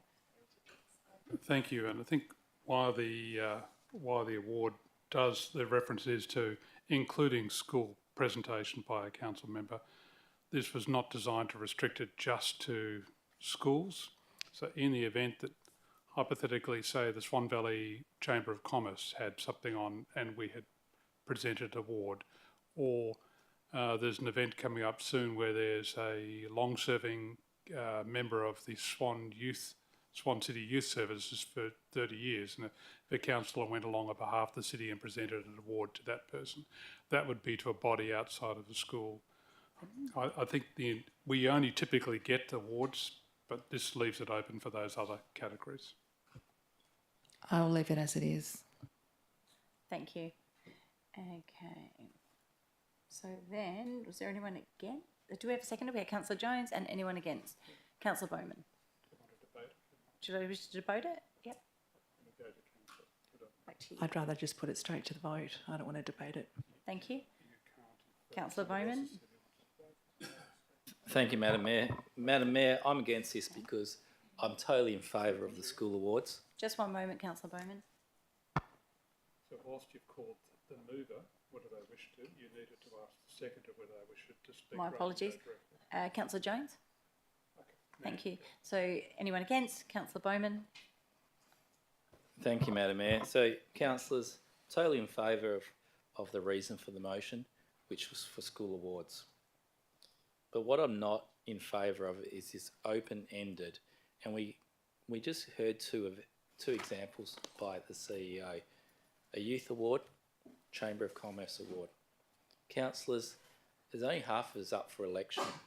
The other half can still go to these awards and represent. But the area that is the focus, and it always has been the focus, especially when a councillor is up for election and they always go to a certain school and they have to sit in the audience and not hand out the award. That was the intention. I can't support this open-endedness because we still have 7 councillors that can present an award.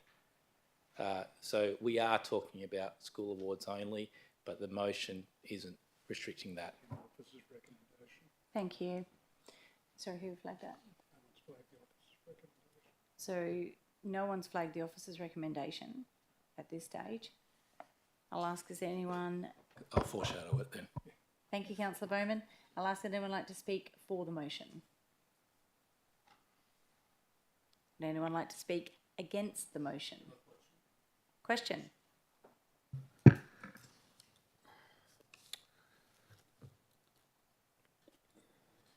Sorry. Is that mention is about any external bodies events? Somebody like any community club organize the events. They should have their own candidates running for election as well. So is that already in the provisions? They are not announced or not called for on the stage for awarded to any state representatives or any they can make announcement. This our friend or this candidate's running for elections is already in the provision or not? Mr. Sear? So I think if I used an example, Councillor Singh, say for instance there were a community group, a religious group that were having its own ceremony, and the city was asked to present an award at that. During an election period, the councillor, under the policy, wouldn't be allowed to present an award at an event. That's what the intent of the restrictions are. Just note too, the intent was originally to have a statewide caretaker policy apply for all local governments, and as yet the department have not issued that. If that does get issued, it will override any of the council policies, so we wait. So I'm hoping that clarifies for you, but you wouldn't be able to go to a something that even that your own group had organised and be presenting something on behalf of the city. You could still go to an event and present something as long as you're not seeking to represent the city of Swan. Now, my question is, like if you say it's my community group has running any events during that time, and is they allowed to, or candidate can speak on the stage about their campaigning, or is they allowed to, they can say, this is our friend or brother running for elections, and other candidates still in the events, and they not speak about anything about that. Any events happened in the city of Swan or any ward. So is they allows, or if we can find something, is we can put the complaints about that candidates? Did you understand that? So through the chair, there's nothing in this policy that stops you exercising your democratic right to get up and speak about your candidacy or any other member's candidacy for a role. What you just couldn't be doing would be present something on behalf of the city. So no, you're not stopped from going along to your own community group, making a presentation or speaking about your candidacy at any time. Councillor Bowman. Thank you. Just a couple of questions of the CEO, please. Who presents most of the awards on behalf of the city? Would that be the mayor? It's councillor awards, isn't it? Yeah, school awards. No, I'm talking about all awards because it's hosted by external bodies. So through the chair, the major awards presented on behalf of the city are normally presented by the mayor, with the exception of school awards, which are usually presented November, December each year. And the protocol is that the ward councillors typically present those, and where the ward council is not available, the mayor would make that presentation, or a representative for the mayor. So my follow-up question, am I correct in my understanding if this motion by Councillor Prodovnik gets up, in 3 years' time or 2 and a bit years' time, the mayor, who would be up for election, would be able to go and present any awards by any external bodies on behalf of the city, and my understanding is the mayor chooses who presents those awards. So through the chair, yes, it has that potential to open that up to that situation. So my final question to the mover of the motion. Sorry, question. I didn't understand that. Just Can you one repeat moment. it? Councillor Bowman, just repeat what you were going to say then. Finish what you were going to say first. Well, I can do, but it's probably pointless if Councillor Podolny didn't understand it. But my final question was going to be to the mover. Was she aware that the motion she's moving will allow the mayor in 2 years' time, or 2.5 years' time, when she's up for election, to represent the city and present all awards or any awards to any external bodies? Through you, Madam Mayor, from what I understand, the system is that ward councillors present school awards and the mayor, if she's available and we aren't, will present it, and that won't change. So, but my question to the mover was, I'm not talking about school awards, hence the reason why I wanted to restrict it before. This is any awards to any external parties. We're trying to think this one through because it's quite a tricky, we need to try and cover all bases and to make it fair. So, In response to that, can I just seek a bit of clarification here? It says in the officer's comment, officers are of the opinion that this section 5.6a already allows council members to attend these types of events. Anyway.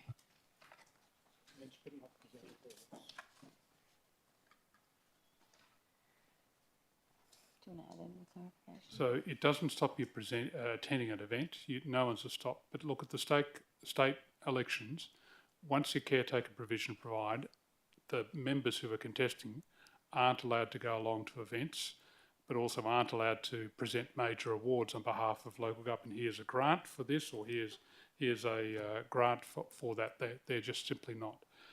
The effect of this particular addition, because it's not restricted to schools, it doesn't stop the mayor as a representative of the city under the Act 2.8 as a function, presenting anything at any time.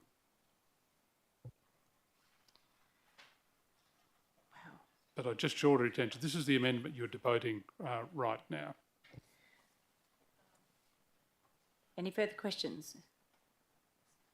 Deputy Mayor did ask earlier. Yeah, I've got a question. My question is, what would these other events be other than school presentations?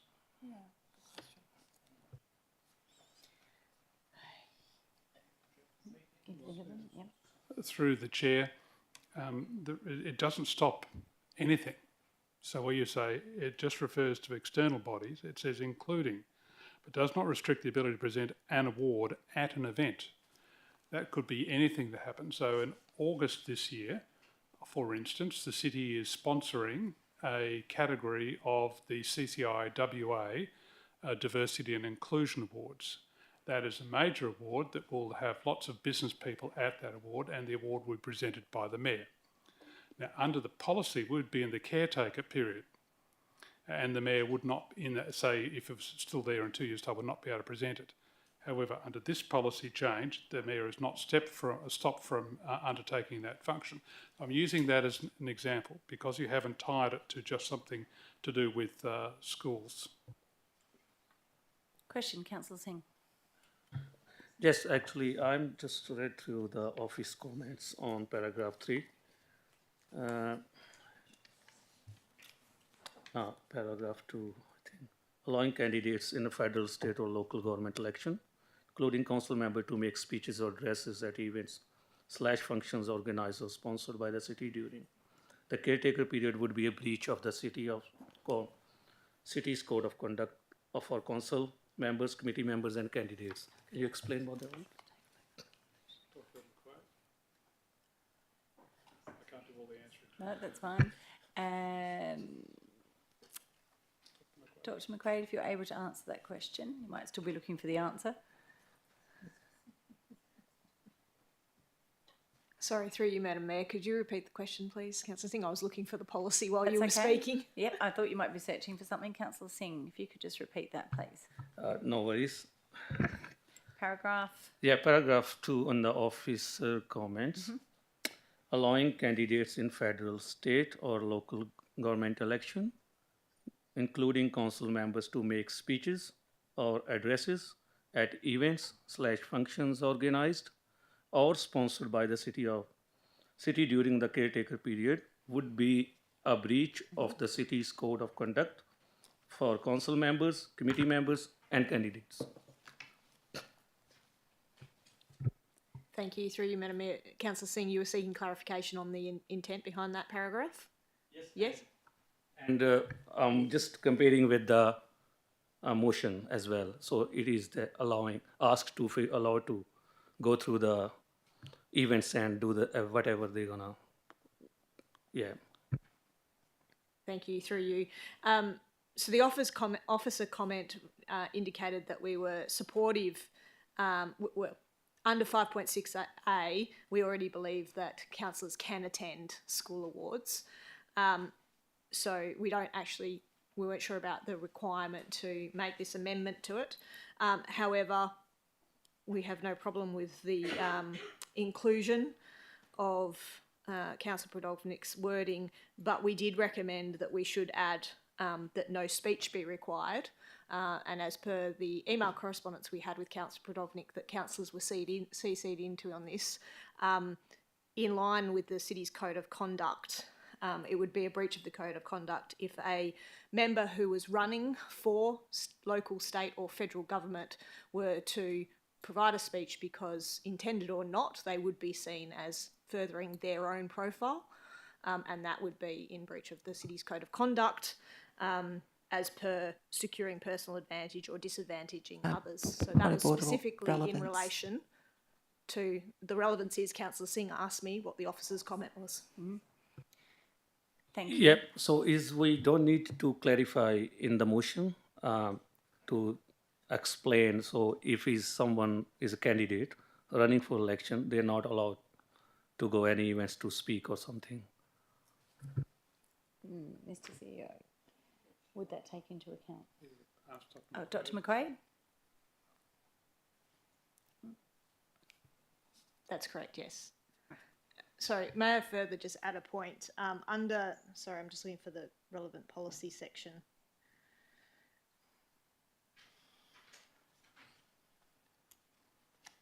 Sorry, David, do you have the...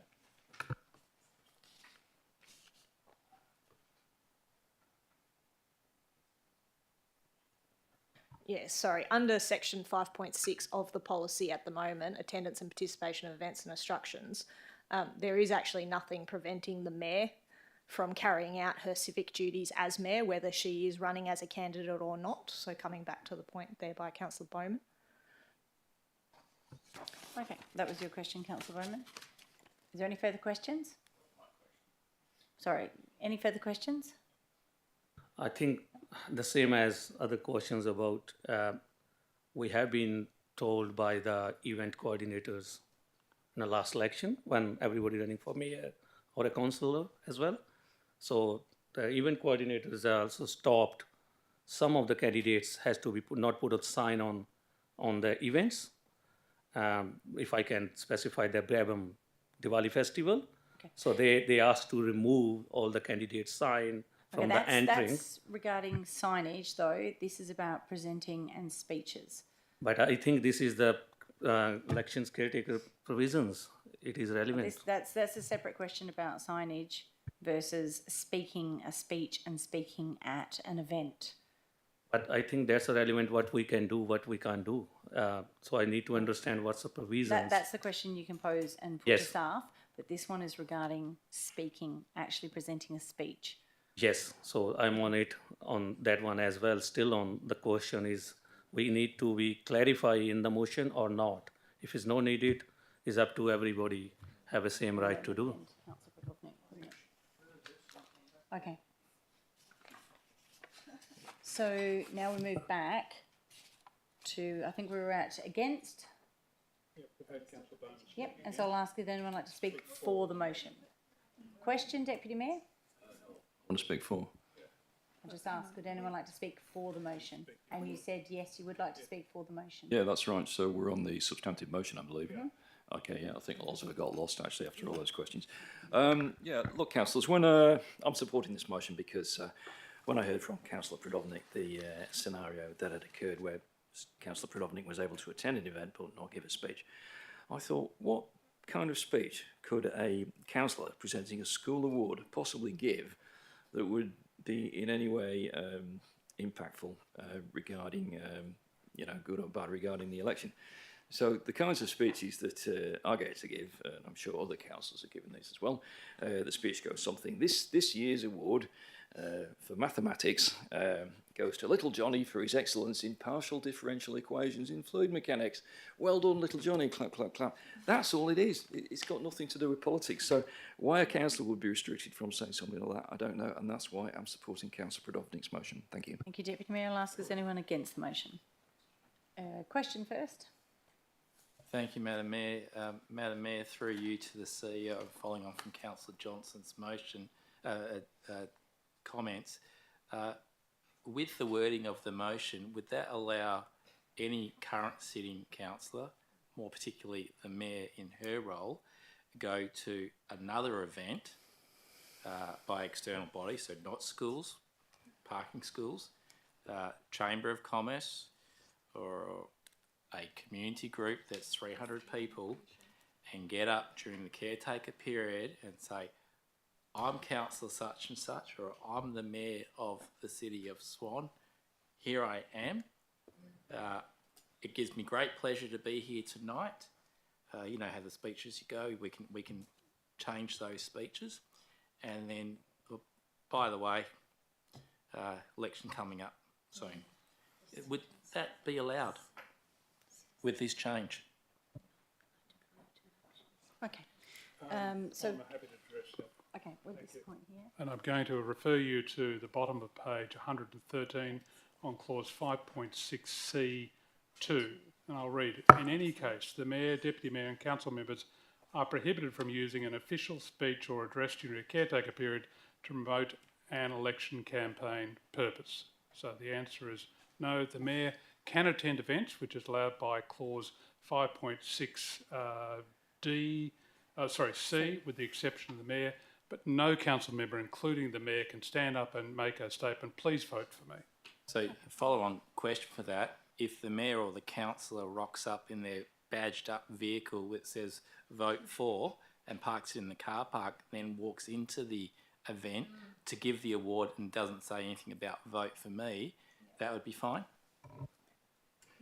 So again, under the general election signage rules, unless you're a breach of our election signage regulations, you would know, Councillor Bowman, as I saw the Bowman mobile going through many parts of the city of Swan, that and other mobiles, including the Mayor mobile, etc., they are not stopped from being used for signage purposes, but the signage requirements comes in.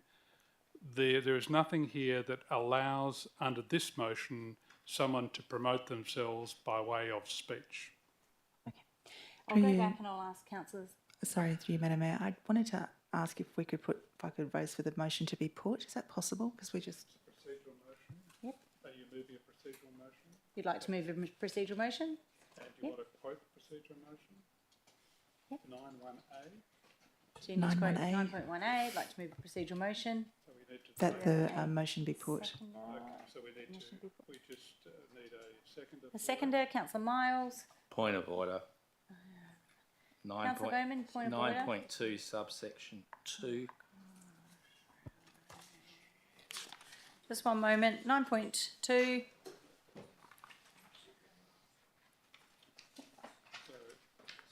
So 9.2, there was no subclause there, so I'm going to move... 9.2 subsection 2. 2, thank you. That would be a subclause, Madam Mayor. So in other words, Councillor Prodovnik herself can't move the procedural motion. Nope, because you've already spoken. Somebody else could Okay. move it. Thank you, Councillor Catalano. I'll move the motion be put. Thank you. Do I need a seconder? Councillor Miles. Thank you, seconder. And is there anyone against? No. Oh, no, you can't. Just put the move. Put the motion. All right, councillors, those in favour? The motion be put. The motion be put. I'm just going to check my list here. So we have Councillor Catalano in favour, Councillor Dawn, Councillor Singh, Councillor Aringo, can't see, Councillor Jones, thank you, Councillor McCulloch, Councillor Miles, oh sorry, my apologies, Councillor Knight, Councillor Zanino, Councillor Prodovnik, Councillor Johnson, Councillor Howlett, and myself. And those against? Councillor Bowman, and Councillor Miles, and Councillor Henderson is a 12-3. So we now put the motion. Now we put the motion to the vote. Those in favour? Councillor Catalano, Councillor Dawn, Councillor Singh, Councillor Aringo, Councillor Jones, Councillor McCulloch, Councillor Knight, Councillor Zanino, Councillor Henderson, sorry, my apologies, Councillor Podovnik, like we've got someone checking, and Deputy Mayor Johnson, and myself. So we've got 1, 2, and those against. We just had Councillor Bowman, Councillor Miles, Councillor Henderson, and Councillor Hallett. Thank you, carried 11-4. Okay, councillors, move on to the next item. A 5-minute break at the most. So we are now at 8:11. Like to have a 5-minute break.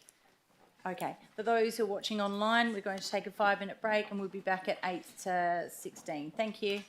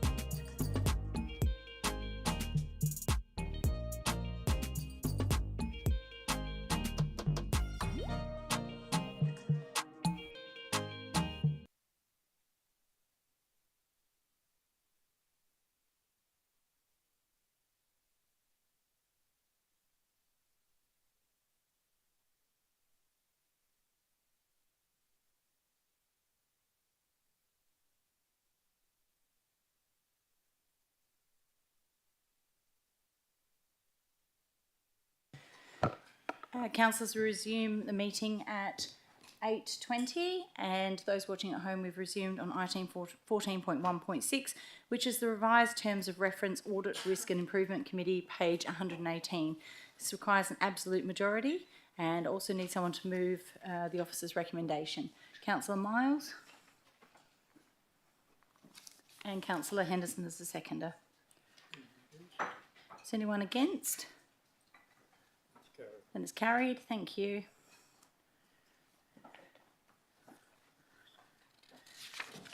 And move to item 14.1.8, which is nomination member for Eastern Metropolitan Regional Council, EMRC, on page 159. Also absolute majority. Proposed motion by Councillor Zanino. If you would like to read out your alternate motion. Thank you, Madam Mayor. I'm just merely putting forward my name for the position on the EMRC. Thank you. Would I have a seconder? Councillor Jones? Is anyone against? No? It's carried. Thank you. That's quick. And to move to item 14.2.1, which is the Ballajura Improvement Scheme. Proposed motion by Councillor Catalano. If you'd like to read out your alternate motion, please. Thank you. That Council resolve to, 1, not support improvement scheme number 1, Ballajura Precinct. 2, accordingly advise the West Australian Planning Commission of Council's resolution. Reason for motion: the scheme is inconsistent with the City of Swan Strategic Community Plan. That should be just objectives. N 1.1, enhance, preserve and protect local ecology and biodiversity of natural ecosystems. B, N 1.2, preserve our waterways with its specific target to reduce excess of nutrients in Bennett Brook. C, N 2.2, protect our natural resources for future generations. The scheme document does not demonstrate that the Ballajura Precinct will promote either higher density development, increased public transport use, or improved connectivity in the strategic context of the Ballajura, Beachborough and Bennett Springs area. Thank you. Do I have a seconder? Councillor Dawn. Is anyone against? Would you like to debate it? Thank you. Councillor Catalano. Thank you. Before work started on Metronet, about 2/3 of the site consisted of good condition remnant bushland in 2021. I opposed the location of the train station in this area because it was too remote to provide the tens of thousands of Beachborough, Bennett Springs and Ballajura residents with accessible public transport. If you have to get in your car to drive to the station, you may as well just keep going.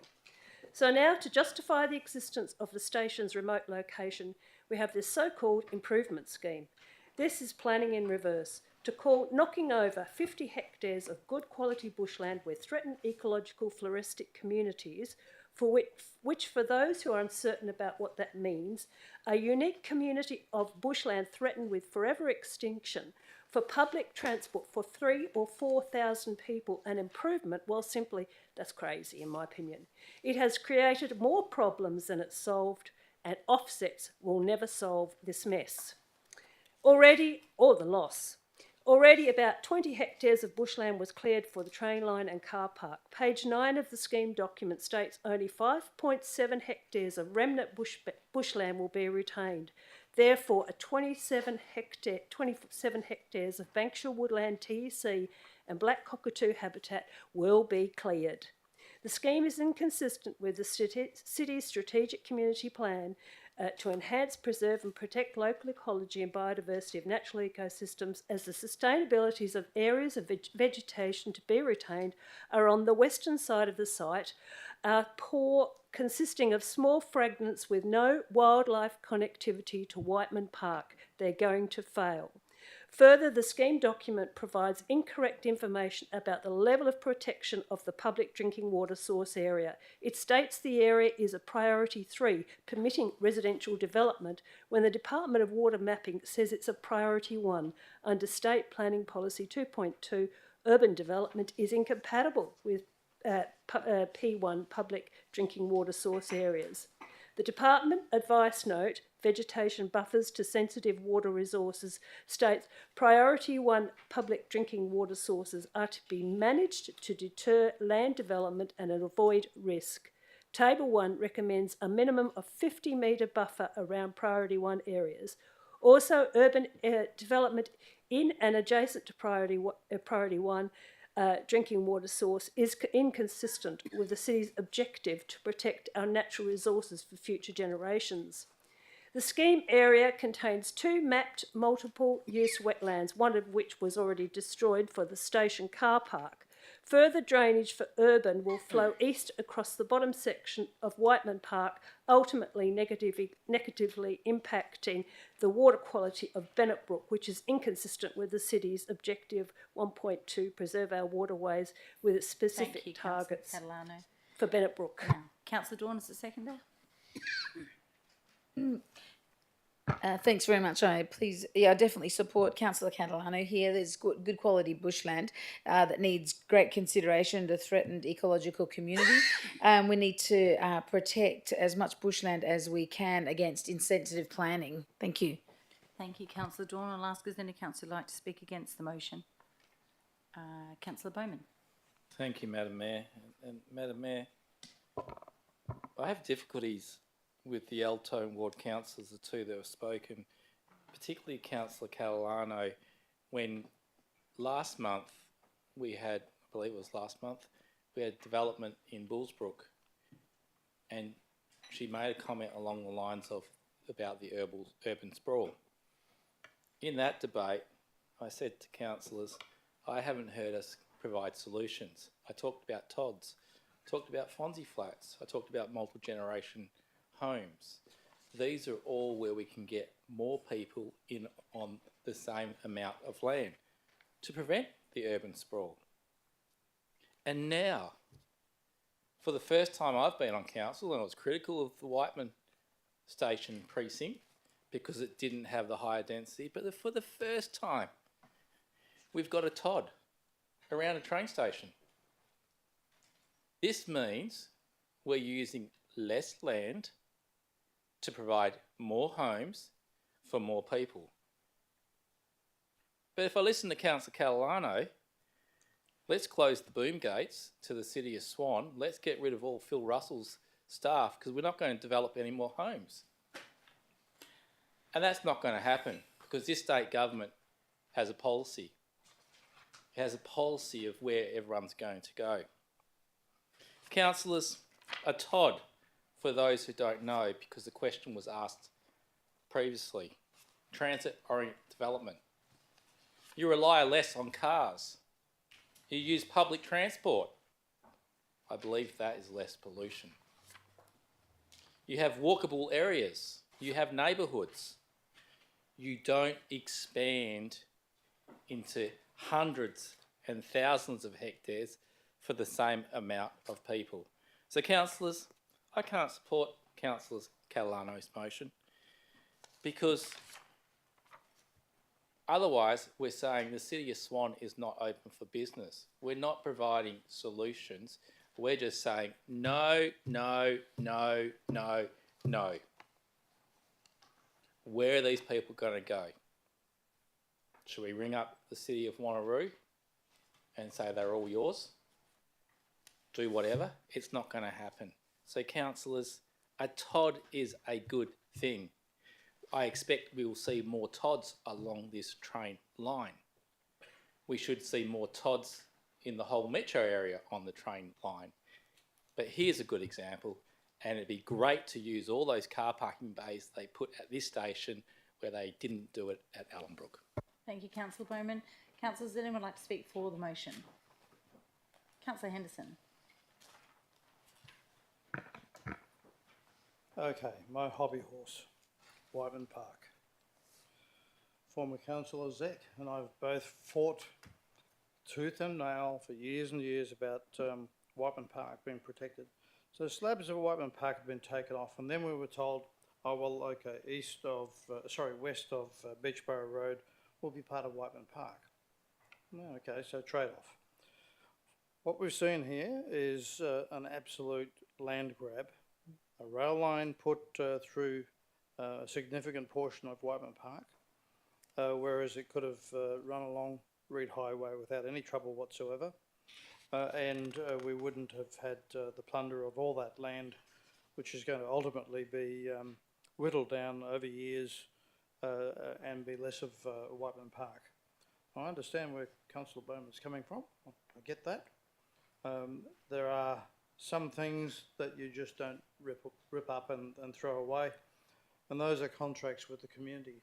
The contract with the community was for Whiteman Park and Lou Whiteman and the then Premier.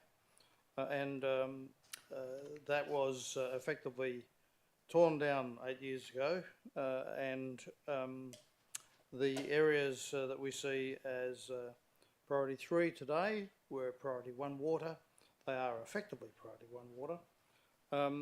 But of course, you put housing and all this over the top of it, it's going to be degraded. So that water source will no longer be available, albeit that it's less available water than further north, but it's still available water, which is one of those fundamental resources that we need. So, councillors, I just think there has to be a line in the sand. Where do you continue to nibble away at? And that's what this has effectively done. Continues to nibble away at what reservations that we did have. In 100 years' time, people are going to say, well, what was left? Why did they do that? So I support this. I think it's one of those things that we should be strong on. We need to think about our future. And this is just one of those aspects. And we've got a movie theatre that's been whacked on Whiteman Park, or what was. Not movie theatre, movie film studio. So these are the sort of things that I think we should be saying why. We should be standing up and saying no when it's appropriate, and I think in this case it's appropriate. Thank you. Thank you, Councillor Henderson. I'll just ask Councillor Zanina if you can just turn that microphone off. Thank you. Question, Councillor? No? I'll ask, does anyone like to speak against? Thank you, Councillor Miles. Thank you, Madam Mayor. I'll just start by saying I foreshadow the officer's recommendation in the case that this one fails. I am a Ballajura local. I grew up in the suburb. I remember fondly the lack of public transport opportunities and the fact that you had to go to either Warwick or Stirling or Midland to get on a train station, the train line. Now, thankfully, there is a station and a line next to my home where it would have been great if I was growing up and I could just jump on the train to get to the city and be a troublesome child, but I had to drive to get there or catch a bus, which took forever. So for me, Councillor Catalano's comments are, pretty disappointing, to say that the station's far too remote or it's created more problems than it's solved, because public transport is a great equaliser in society for transition between, economic levels. So I think it's sad when we have an opportunity to not only improve the access for communities to interact with the station, with local housing dwellings there, but also to ensure that we address some of the issues that we've raised on this council multiple times, like urban sprawl. This is building up. We keep talking about this. We can't keep going out. We need to go up. Well, this is going up, and this is going right next to infrastructure that will promote people not to use their cars, to walk amongst their community, to get on a train, to use the services and access employment. So for me, it's just really hypocritical when we have all these comments come from this council in the past, and we have a solution to the issues that we crow about, and we want to, not accept that. I think it's really disappointing. Obviously, in the officer's recommendation, we are wanting to see some more info and more tinkering around the edges about our environmental offsets and ensuring the TECs are protected. That is great, and that's why the officers have included it in the recommendation. So for me as a Ballajura local, I'm so happy that we finally have a local train line and train station nearby, and perhaps maybe even I'll have a little dwelling, a little apartment right next to the station that I can live in, because that'd be great. And I think every one of us should be committed to getting TODs and other high density development or medium density development done in our borders and not on the edges of the Perth urban area. So I hope you all consider that and support the motion. Thank you. Thank that you, I will Councillor. foreshadow. Thank you, Councillor Miles. I'll ask, would anyone like to speak for the motion? Would any councillor like to speak against the motion? No? You're right to reply. Thank you. Actually, this isn't hypocritical. If you really understood infill, you would know that infill was about established areas with infrastructure, with social infrastructure, with community. What, in fact, we've got is, this is in fact urban sprawl. Because infill was supposed to stop the destruction of the natural environment by actually looking at spaces where the natural environment has already been destroyed. So this is sprawl. And what it does, it leaves a city with another residential development hemmed in by main roads and the train line.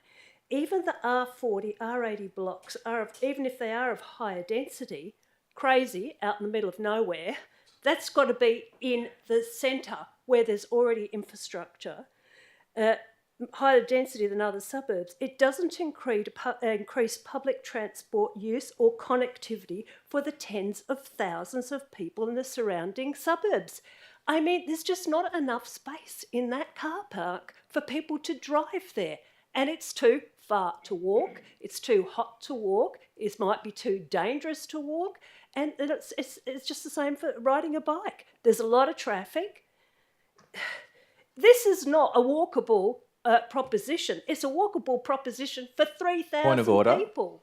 If you could just resume your seat, please, Councillor Catalano. And 7.2F, the presentation of false or misleading information. 7.2F, just 1 moment.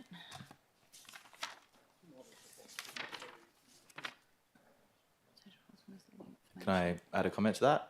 Is which point? The point is that it's not dangerous to access the station, considering I walk to it often across the bridge that was built for access, or any of the PSPs. So don't. Thank you, Councillor Miles. I'll uphold your point of order. Councillor Catalano. You're what, in your early 20s? Anyone over that age might think differently, okay? It's a long way to walk if you live in Beachborough. So the whole point is, I'm not against development. In fact, I want us to endorse smart development for a change instead of knocking over bushland for sprawl. I want us to be smart about areas that have already got empty blocks. Hey, just look around us here. The place is full of urban blight. It has got to come, and we've got to provide incentives for good quality infill. This is the worst of all possible worlds. 3,000 or 4,000 people have got a train station. Everybody else has got to drive to the train station. We've lost our threatened ecological communities because they built a train station in the middle of nowhere. Not to mention the impact on Whiteman Park. I mean, if it's, housing now, in another 5 years, we've still got more housing crisis because it's inevitable. It just doesn't stop. Let's support planning that results in truly sustainable suburbs and environmental protection. It's not good enough. This is not good enough, as it fails to protect our remaining biodiversity, our public drinking water sources, and the water quality of our waterways, whilst producing, and it does produce, inappropriate building lots hemmed in by highways and rails. I would suggest not a pleasant place to be. Now I'll put that to the vote. Those in favour? Councillor Catalano, Councillor Dawn, Councillor Knight, Councillor Henderson, Councillor Deputy Mayor, and Councillor Howlett. And those against? Councillor Singh, Councillor Ringo, Councillor Bowman, Councillor Jones, Councillor McCulloch, Councillor Miles, Councillor Zanino, Councillor Brodovnik, and myself. 1, 2, 3, 4, 5. There's 9. Did you have 7, 8? I had 9. 9. Okay, 6, 9. 9, 6. The motion was lost. 6. Yep, so it's lost. So we move to the office. Thank you. And thank you, Councillor Miles. Yes, you did. And I'll ask, do I have a seconder? Thank you, Councillor Bowman. And does any councillor wish to speak against the officer's recommendation? Thank you, Councillor Catalano. Well, you've heard all my arguments. Just wait a minute. It goes to Councillor Miles. Thanks. Councillor Miles. Thank you, Madam Mayor. Now, what we've got in front of us is a great opportunity to build around public transport assets. And now, just in case anyone makes a comment that this is in the middle of nowhere, I find that highly insulting considering this is a part of the city of Swan where you've got Malaga and Ballajura and Beachborough and Bennett Springs right next to it. Malaga being one of our biggest employment centres in the city, so I think it's ridiculous to think this is in the middle of nowhere. It's right next to where people's houses live, just like in Midland there's a train line and a train station right there too, which is a great place to live, I think, when you have access to public transport. So now I think enough of the comments from last debate were included in my speech, so I think get behind it, let's build houses instead of blocking it, all right? Thank you, Councillor Bowman. Is the seconder? I'll reserve. Thank you. I'll ask any councillor like to speak against. Thank you, Councillor Catalano. Yes, thank you. Well, I've put a lot of my arguments already, but this proposal is inconsistent with at least 3 of the objectives of the City of Swan Strategic Community Plan, and those are, as I pointed out before, to enhance, preserve and protect local ecology and biodiversity of natural ecosystems. The second one is to protect our waterways, and the third one is to protect natural resources for future generations.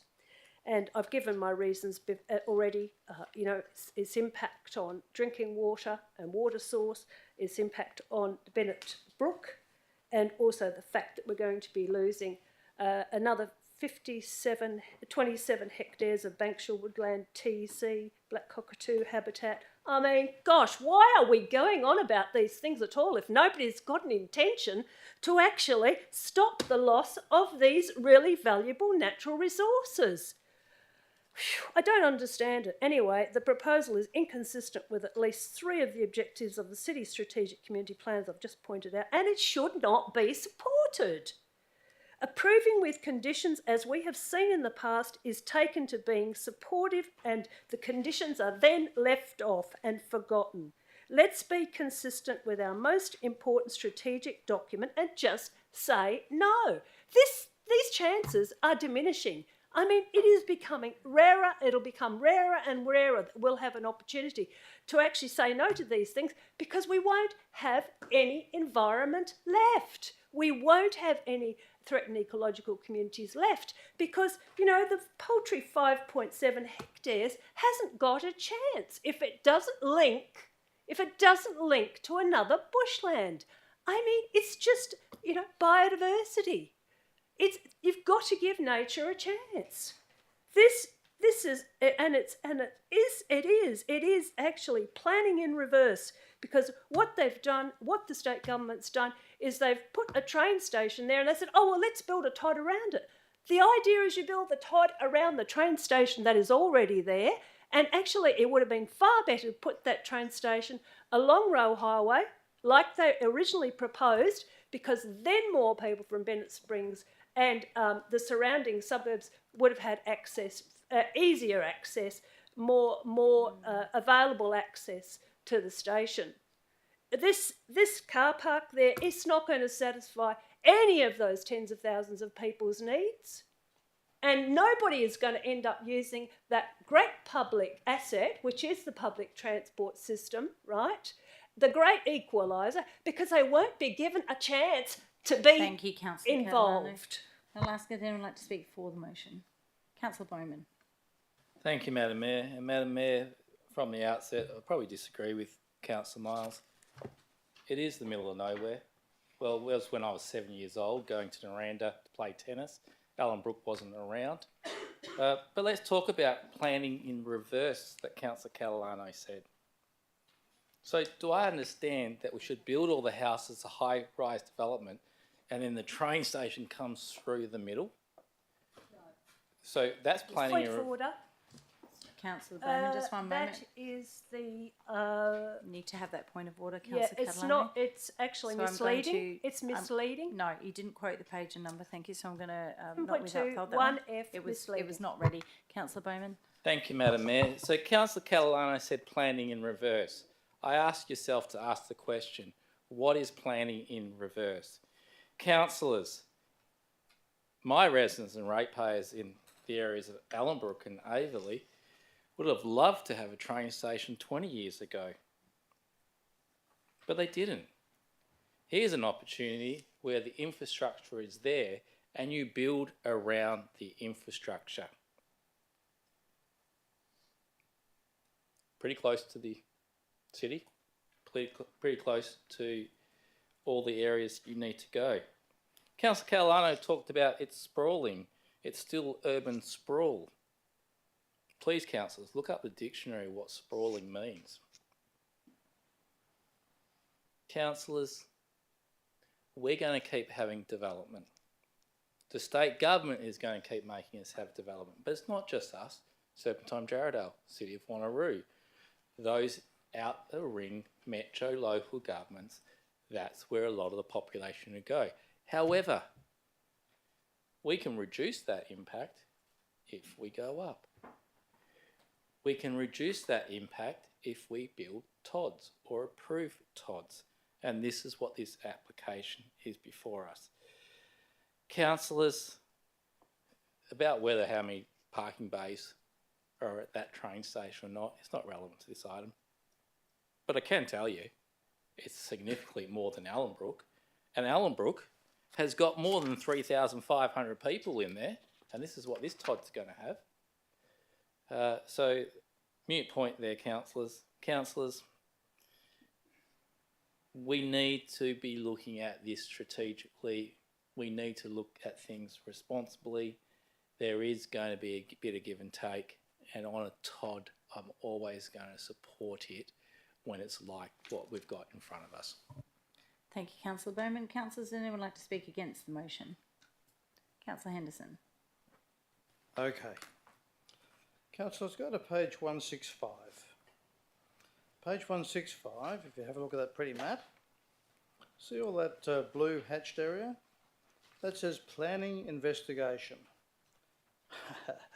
Well, I'll tell you what, what's being proposed in the first instance is just the start.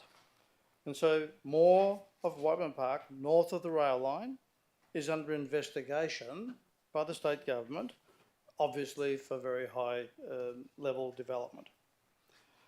So, let's just look at the other pretty picture. People were promised a rail line to Ballajura. Go back about 8 or 10 years. Guess what?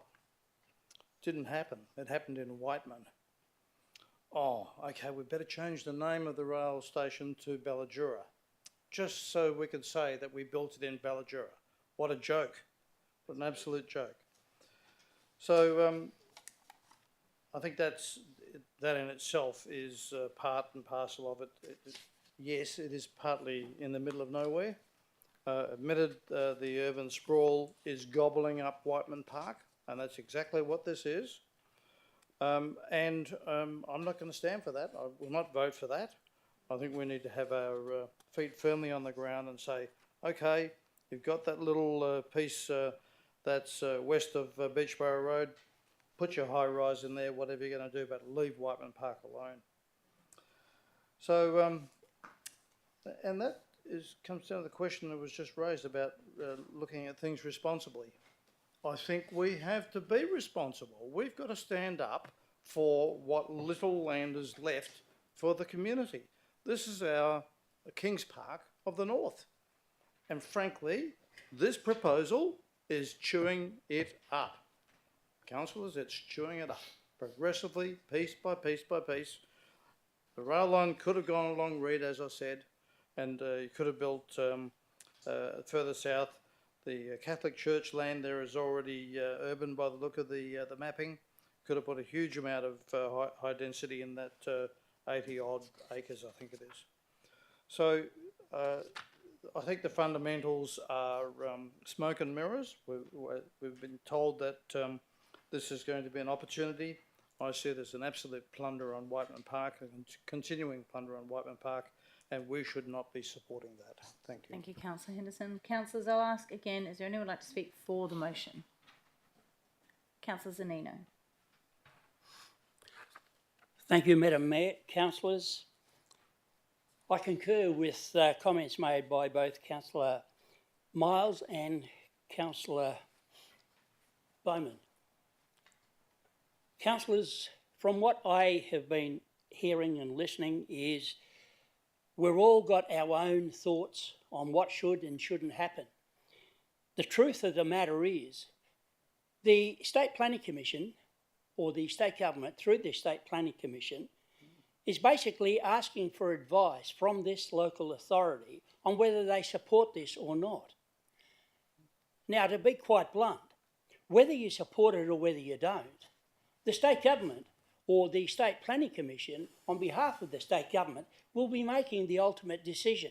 And I can tell you what their decision will be. The only thing that this council is going to do by opposing it is putting the state government offside, and then when this council goes to put their hand out to say, look, you know, we'd like your support on X, Y, Z, the state government will say, well, sorry, fellas. So this is just common sense. This needs to happen. It will happen, whether you support it or whether you don't. And I think that this is very worthy of support. And I think that every councillor in this room should be supporting it. Thank you very much, Councillor Zanino. I'll do a last call. Does anyone like to speak against the motion? Anyone like to speak for the motion? If not, you're right to reply. Thank you, Madam Mayor. I mean, I'm very humbled by, you know, the great Councillor Zanino himself for his thorough endorsement of my contribution. It's always humbling to hear those words. But I'd just like to say, you know, Councillor Henderson obviously isn't happy in the exact location of the station or where the line ended up, but I know that, you know, one side of politics said they were going to build the line and never happened, but now we have it where it is. And I think leaving the stations where they are and not accessing the opportunities that they provide around them, you know, as Councillor Bowman says, TODs are a great thing that other countries across the world, you know, utilise, and places in Melbourne and Sydney themselves are doing that right now because we are in a housing crisis. Just a quick reminder, guys, and people like me are locked out of that system because we don't have enough housing. And look at this cute little opportunity that's come by. We can build housing and we can build it right next to public transport. That means people are less inclined to get in the car and drive to the city or wherever they need to be, reducing emissions. So, you know, overall, this is a great opportunity to provide supply for housing, you know, reduce emissions and get people into houses, off the streets, and improve their socio-economic outcomes. So I think we should all be getting behind this. Thank you. Thank you, Councillor Miles. We'll now take a vote. Those in favour? Councillor Singh, Councillor Ringo, Councillor Bowman, Councillor Jones, Councillor McCulloch, Councillor Miles, Councillor Zanino, Councillor Brodovnik, and myself. And those against? Councillor Catalano, Councillor Dawn, Councillor Knight, Councillor Henderson, Councillor Deputy Mayor, and Councillor Howlett. Thank you. It's carried 9-6. Councillors, move to 14.3.2, S76, which is order to initiate proposed amendment number 214 to local planning scheme number 17 to add transport depot as an additional use on lot 812, number 55 Val Road, Hazelmere, LPS 17-214 on page 243. Proposed motion by Councillor Catalano. Thank you. That Council resolve to 1. Not comply with the order made by the Minister for Planning pursuant to Section 76(1) of the Planning and Development Act 2015, dated 5th of February 2025. 2. Accordingly inform the Western Australian Planning Commission and the Minister for Planning of the Council's decision. Reason for motion. Part of Lot 812 is identified under Metropolitan Region Scheme Amendment Plan as land excluded from the public purposes, Commonwealth Government and parks and recreation reservations and from rural and industrial zones and included in Railways Reservation for the purposes of the future Midland Freight Rail realignment. Approval of the development of land set aside as a future railway reservation sets a precedent for similar development applications on other land reserved for rail realignment. Development on the land reserved for the rail realignment creates uncertainty in the business and residential communities as to the future of the rail realignment in the following ways. A, as to whether the rail realignment will be moved east to a location in Bellevue, as has been recently proposed, or B, whether the realignment of the freight rail away from Midland will continue to be supported by the government, and I should just add there, at all.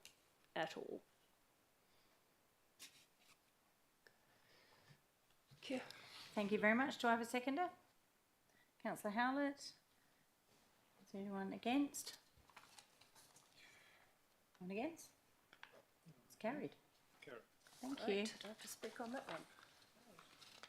one. Okay, councillors, then we move to 14.5.4, which is the annual budget review 2024 to 2025, which is an absolute majority, and I also need a mover of the officer's recommendation that the council resolve to, 1, adopt the mid-year budget review. Oh, I don't need to read it, sorry. Going through, do I have a seconder? I have a mover, but nobody put their hand up, so. Thank you, Councillor Miles. Do I have a seconder? Thank you, Councillor Ringo. Would anyone like to speak against? Yes, thanks. Thank you, Councillor Catalano. Want to speak? No? Councillor Catalano. Oh, okay. The reserve is right. Yes, well, I'm opposed for 2 reasons. The Ballajura play space increase in the cost of this play area. The increase in the budget is by $1.2 million on top of the, I believe, $6.2 million for the play area.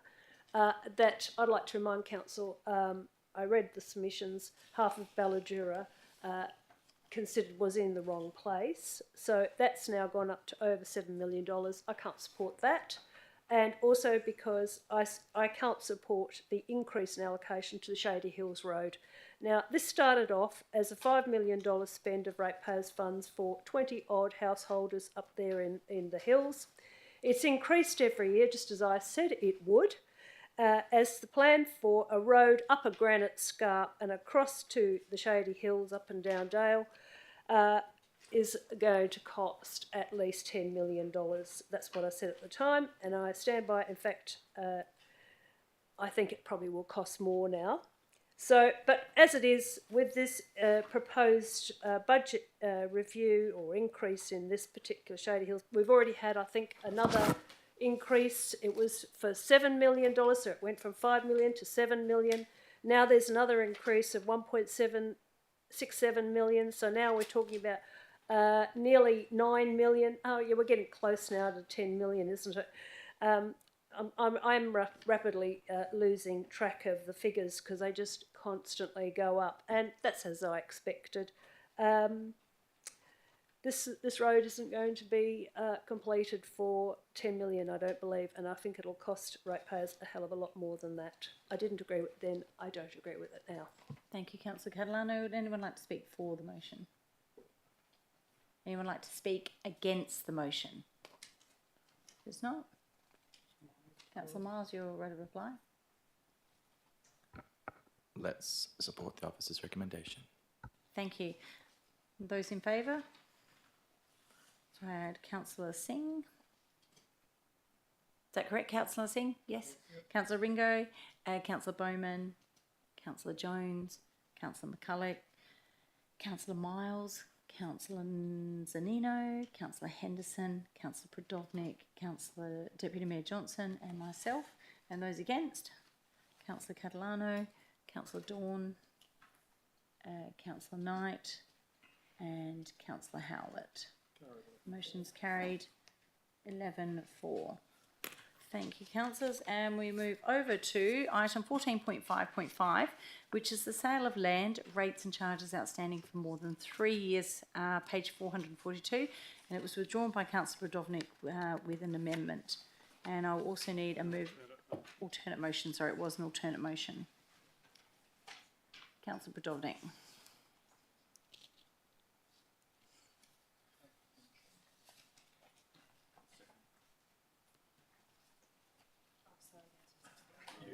After, you have to read it. Okay, so the motion is that Council resolve to 1, allow more time for the 2 houses on our sale list and for this item to come back to the June Ordinary Council meeting. 2, seek more information about their personal circumstances and bring this information back to Council in a confidential report to satisfy Council that we are not selling homes belonging to people who can't read, have mental health issues, are disabled, in domestic violence situations or have other issues that impact their ability to engage with staff. 3, take assessment numbers 151 and 420246 off the list as these ratepayers have entered into an acceptable payment plan.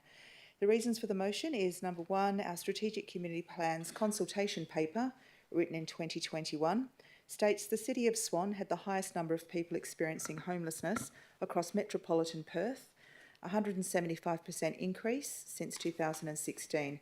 And this motion seeks to have a few more checks and balances in place before we move to sell someone's home.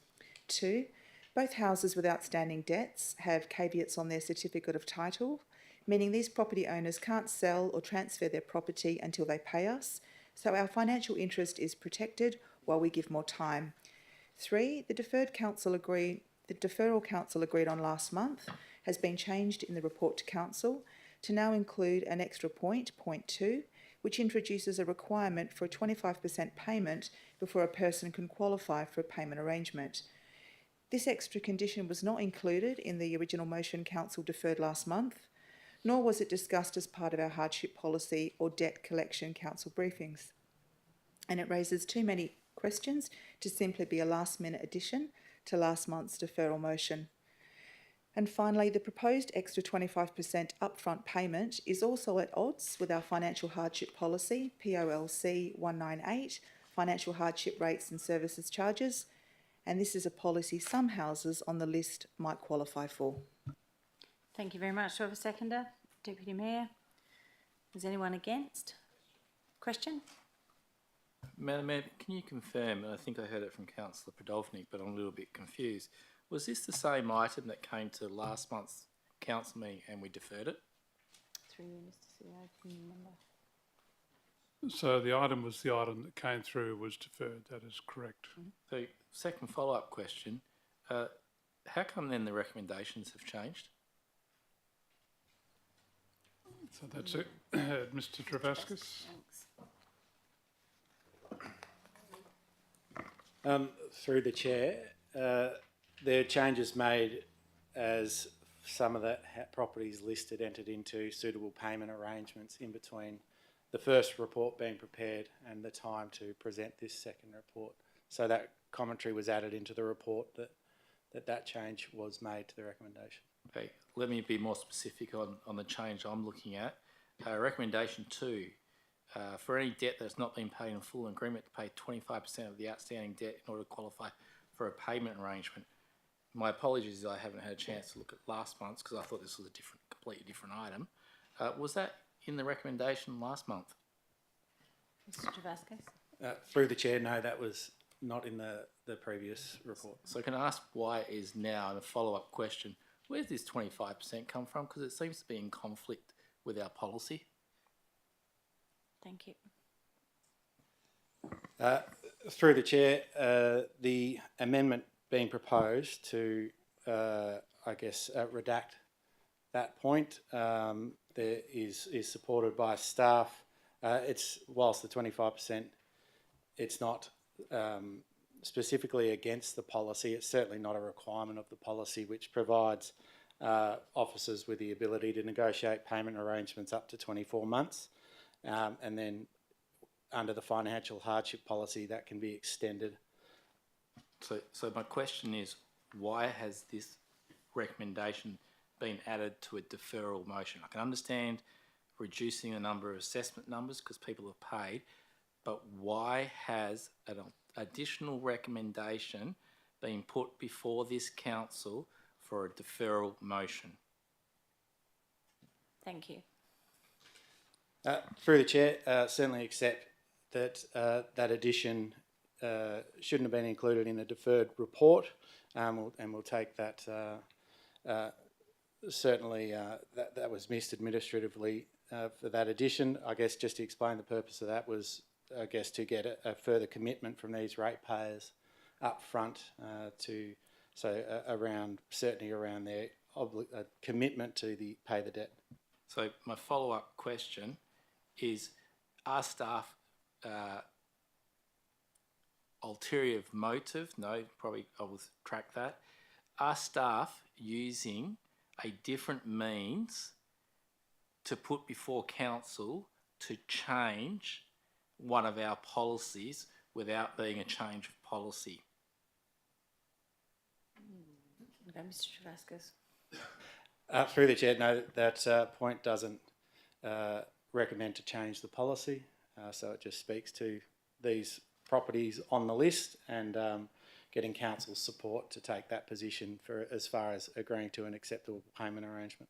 So I understand it doesn't say change the policy because it doesn't say that there, but as the exec director responsible for rates, are you of the view that when we are going into payment arrangements for those people that may be hardship, those people that Councillor Prodovnik said have might not be able to read, have other issues, sorry, Councillor Prodovnik, I don't quote all of them, that you're now saying we won't even entertain that as the exec director unless they're paid 25%. Thank you. Through the chair, no, that's not what we're saying. Question, Councillor Henderson. Does this not set the situation for the ratepayer, set them up to fail? Mr. Travascus or Mr. CEO? Thank you. If I could just clarify, Councillor Henderson, when you talk of the situation referred to in the amendment being moved by Councillor Prodovnik.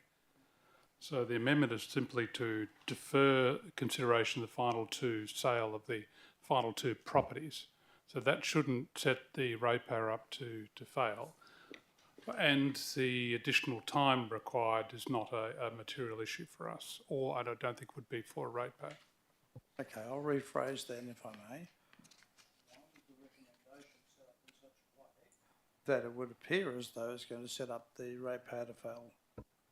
So through the chair, I'll take this one rather than continue to leave the executive director. And whilst I could say I wasn't here when all of this was resolved, the reality is that there has been inclusion put in here that I don't think has been given proper oversight. And I acknowledge that on behalf of their team, and that that won't happen again. Okay. Councillors, I'll ask, is anyone against the motion, the amendment? Does anyone like to speak for the amendment? The alternate motion. If no one's against the motion, it's carried, then it's carried 15-0. Thank you. Okay. Councillors, moving to item 15, motions of which previous notice has been given. Councillor Catalano, 15.1, Henley Brook Avenue Extension Environmental Assessment on page 500. If you'd like to read out your notice of motion, Thank you. please. That council resolve to 1, request the CEO undertake an independent comprehensive environmental assessment of the whole of the alignment of the proposed Henley Brook Avenue south of Australian Drive to Reed Highway. 2, invite members of the Urban Bushland Council and Swan Valley Ratepayers and Residents Association to be involved in the drafting of the terms of reference for the environmental assessment. Reason for motion: there have been no comprehensive environmental studies undertaken for the Henley Brook Avenue alignment area. The Worley Parsons Henley Brook Avenue Restoration Review 2013 recommended, in quotes, field surveys to investigate vegetation and flora are undertaken to ground truth data set mapping, unquote, and more specific investigation of such matters as storm and groundwater discharge into waterways, including the river, impacts on remnant vegetation, including Bush Forever 200 site, acid sulphate soils, and potential impacts to matters of environmental significance. These have not been done to date. The 1994 EPA submission and formal advice on the Northeastern Corridor Amendment did not provide specific environmental data regarding the impact on the environment of the proposed Henley Brook construction. Assessment of the whole project area has to be undertaken, as assessment in sections does not reveal the overall environmental impact of the construction of Henley Brook Avenue from Asturian Drive to Reed Highway. Thank you, Councillor Catalano. Do I have a seconder? Councillors Nino in it. Is there anyone against? Do you wish to debate it? Was that a yes? Sorry, I couldn't quite see behind there. Thank you, Councillor Bowman. Councillor Catalano. Thank you. Thanks very much to people from the gallery, Jan tonight, and others who've made really passionate and excellent submissions in support. We already know about sensitive areas in the path of the proposed Henley Brook Avenue, such as conservation category Panadge wetlands, where the road will stand 7 metres high within 10 metres of the edge of the wetland, but we also need to identify and assess the impact the road will have on the wetland. We need to identify and assess what impact the road will have on the ecology and future preservation of Bush Forever 200 site, the impact on ecological linkage 32, black cockatoo habitat, and future hydrology, flooding and drainage in the adjacent suburban and Swan Valley areas, including the effect of clearing, bioretention basins, culverts and drainage on waterways such as St Leonard's Creek and other creek corridors. We need to know if there are any other environmental qualities not yet identified, and identify where wildlife corridors should be placed if this road is ultimately approved. An assessment is responsible and in keeping with the objectives of the Strategic Community Plan, which I won't go into again because we've heard them a number of times tonight, but that is basically to preserve our natural ecosystems and our waterways. Even though the building of the road has been put on hold, it hasn't been scrapped, and it's likely to be put back on the agenda.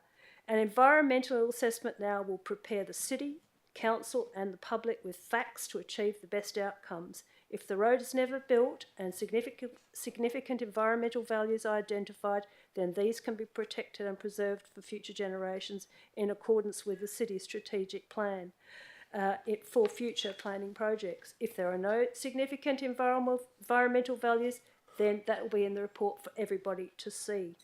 An assessment now avoids the cost and delay with hold-ups to work progressing, as is currently happening with an appeal of the city's clearing application to remove bushland between Asturian Drive and Park Street.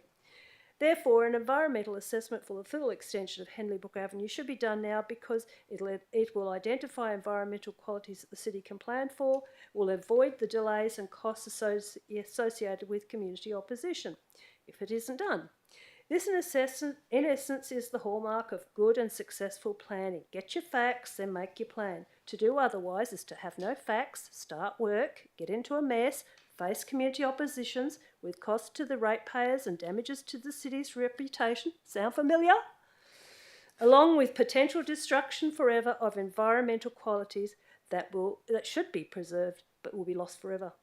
You can't find solutions if you're too afraid to identify the problem. It's simple. $100,000 for an environmental study spent now is good value as it assists the council with its future planning. And I'll ask Councillor Zanino as a seconder. I have nothing further to add. I think Councillor Catalano has covered it quite adequately. Thank you very much, Councillor Zanino. I'll ask if anyone to speak against the motion. Councillor Bowman. And Madam Mayor, I request at 8:13 from you on these motions, please. Anyone like to speak? 8:13, sorry. Let me go back. Sorry, 8. Can you say that again? 8:13. I'm requesting it from you. That's all right. Thank you. Okay. Right.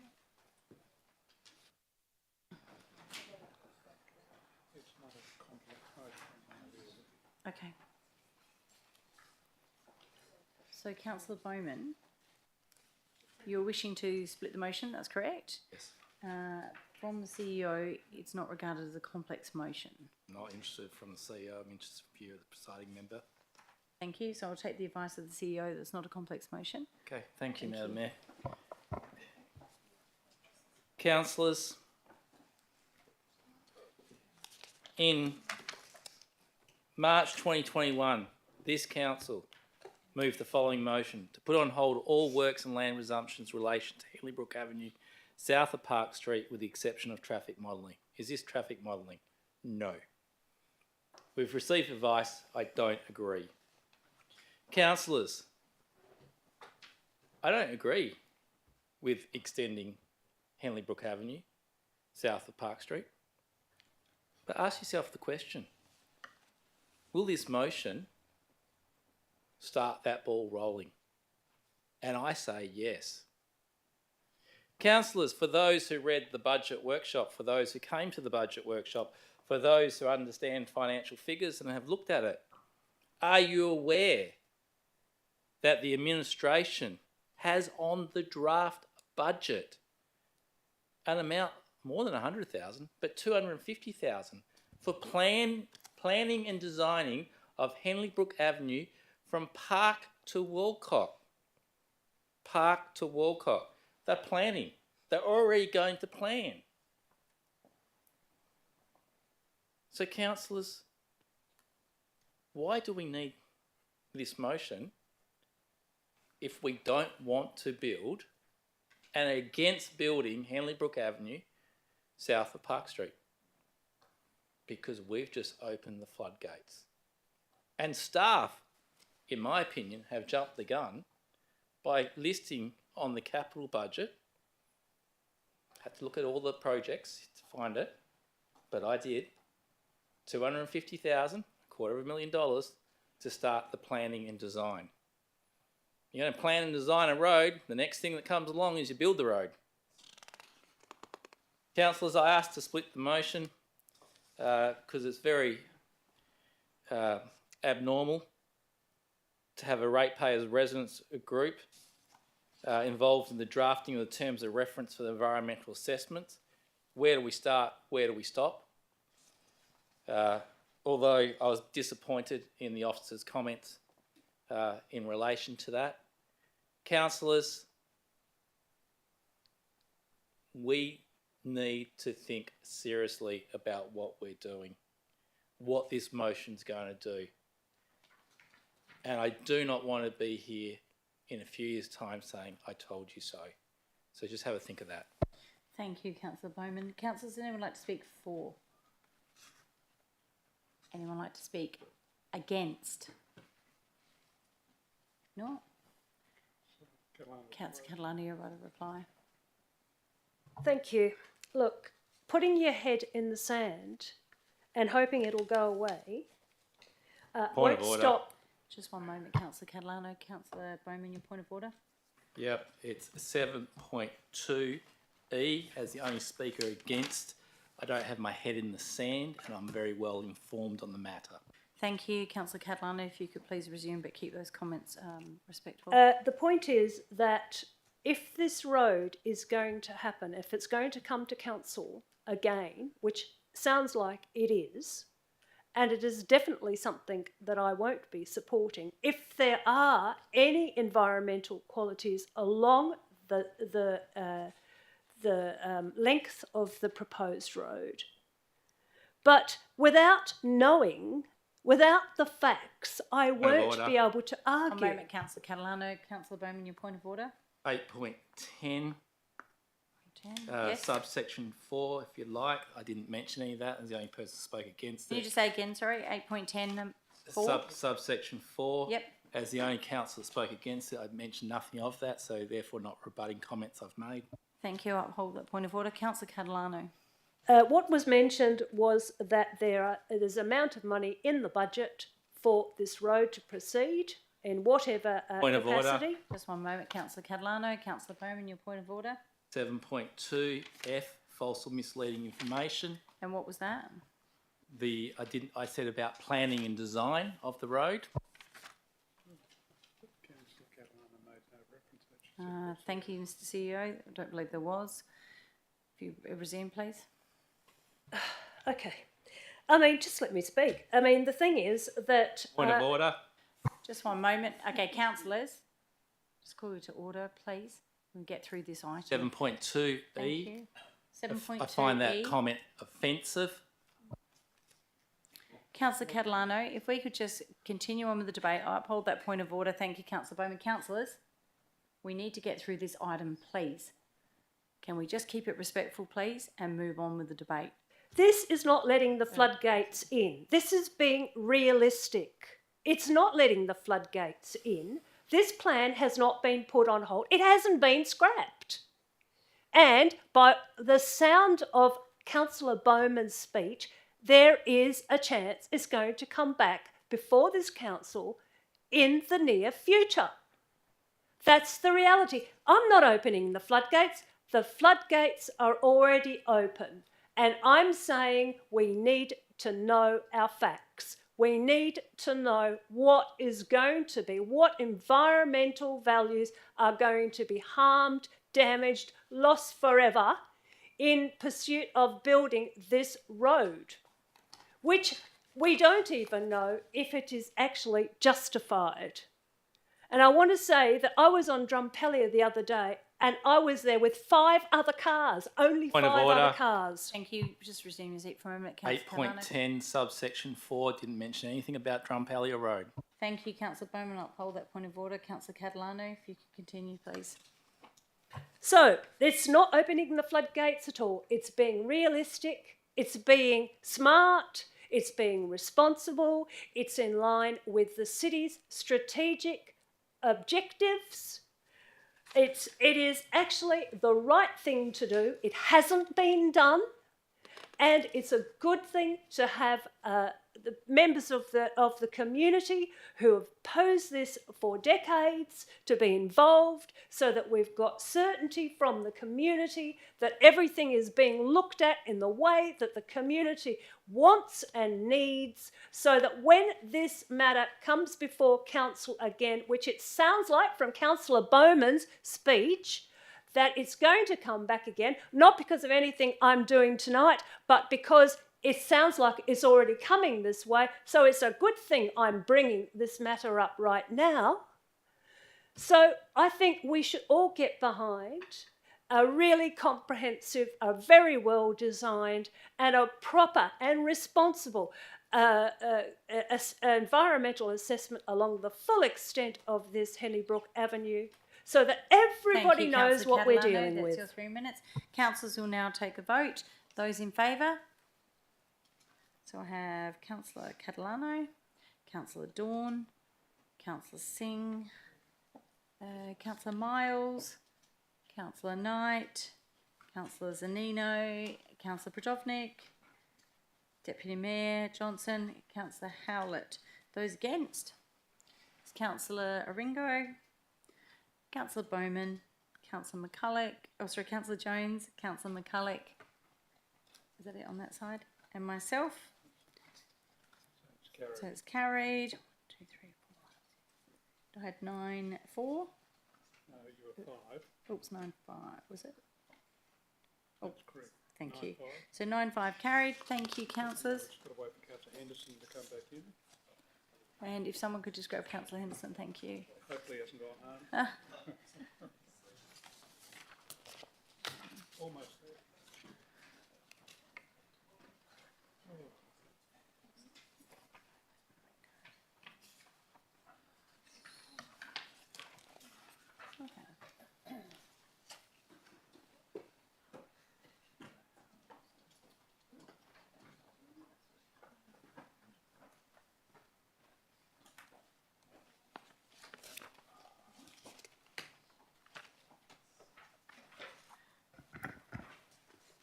Just wait there for a minute until I call it. Thanks. Yep.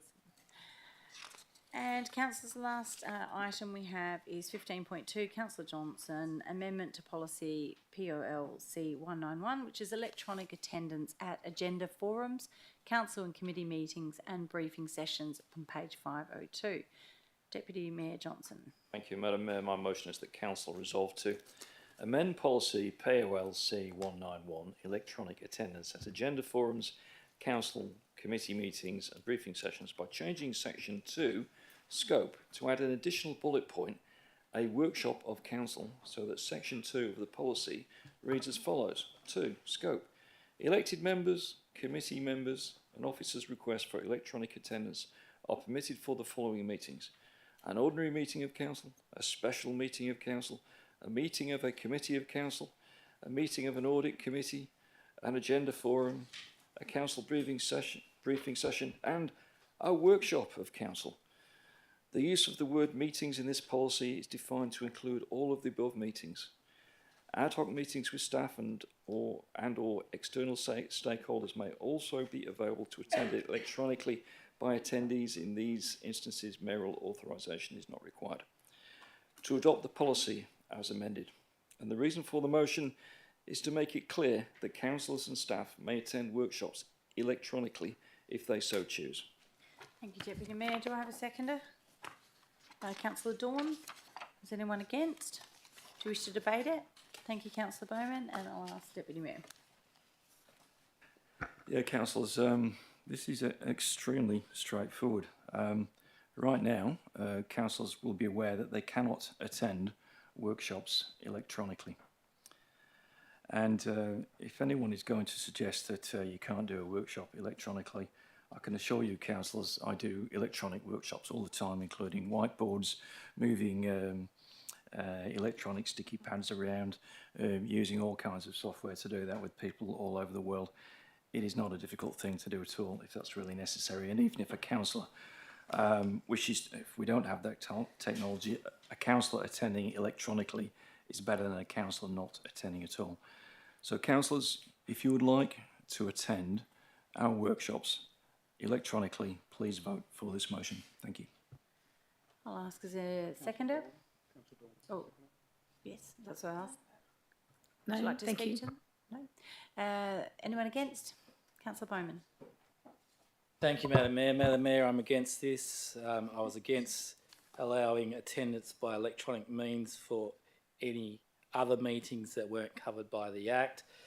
News alert, the COVID epidemic that made us go behind screens and all that is over, and even state governments are telling people to come back into the office.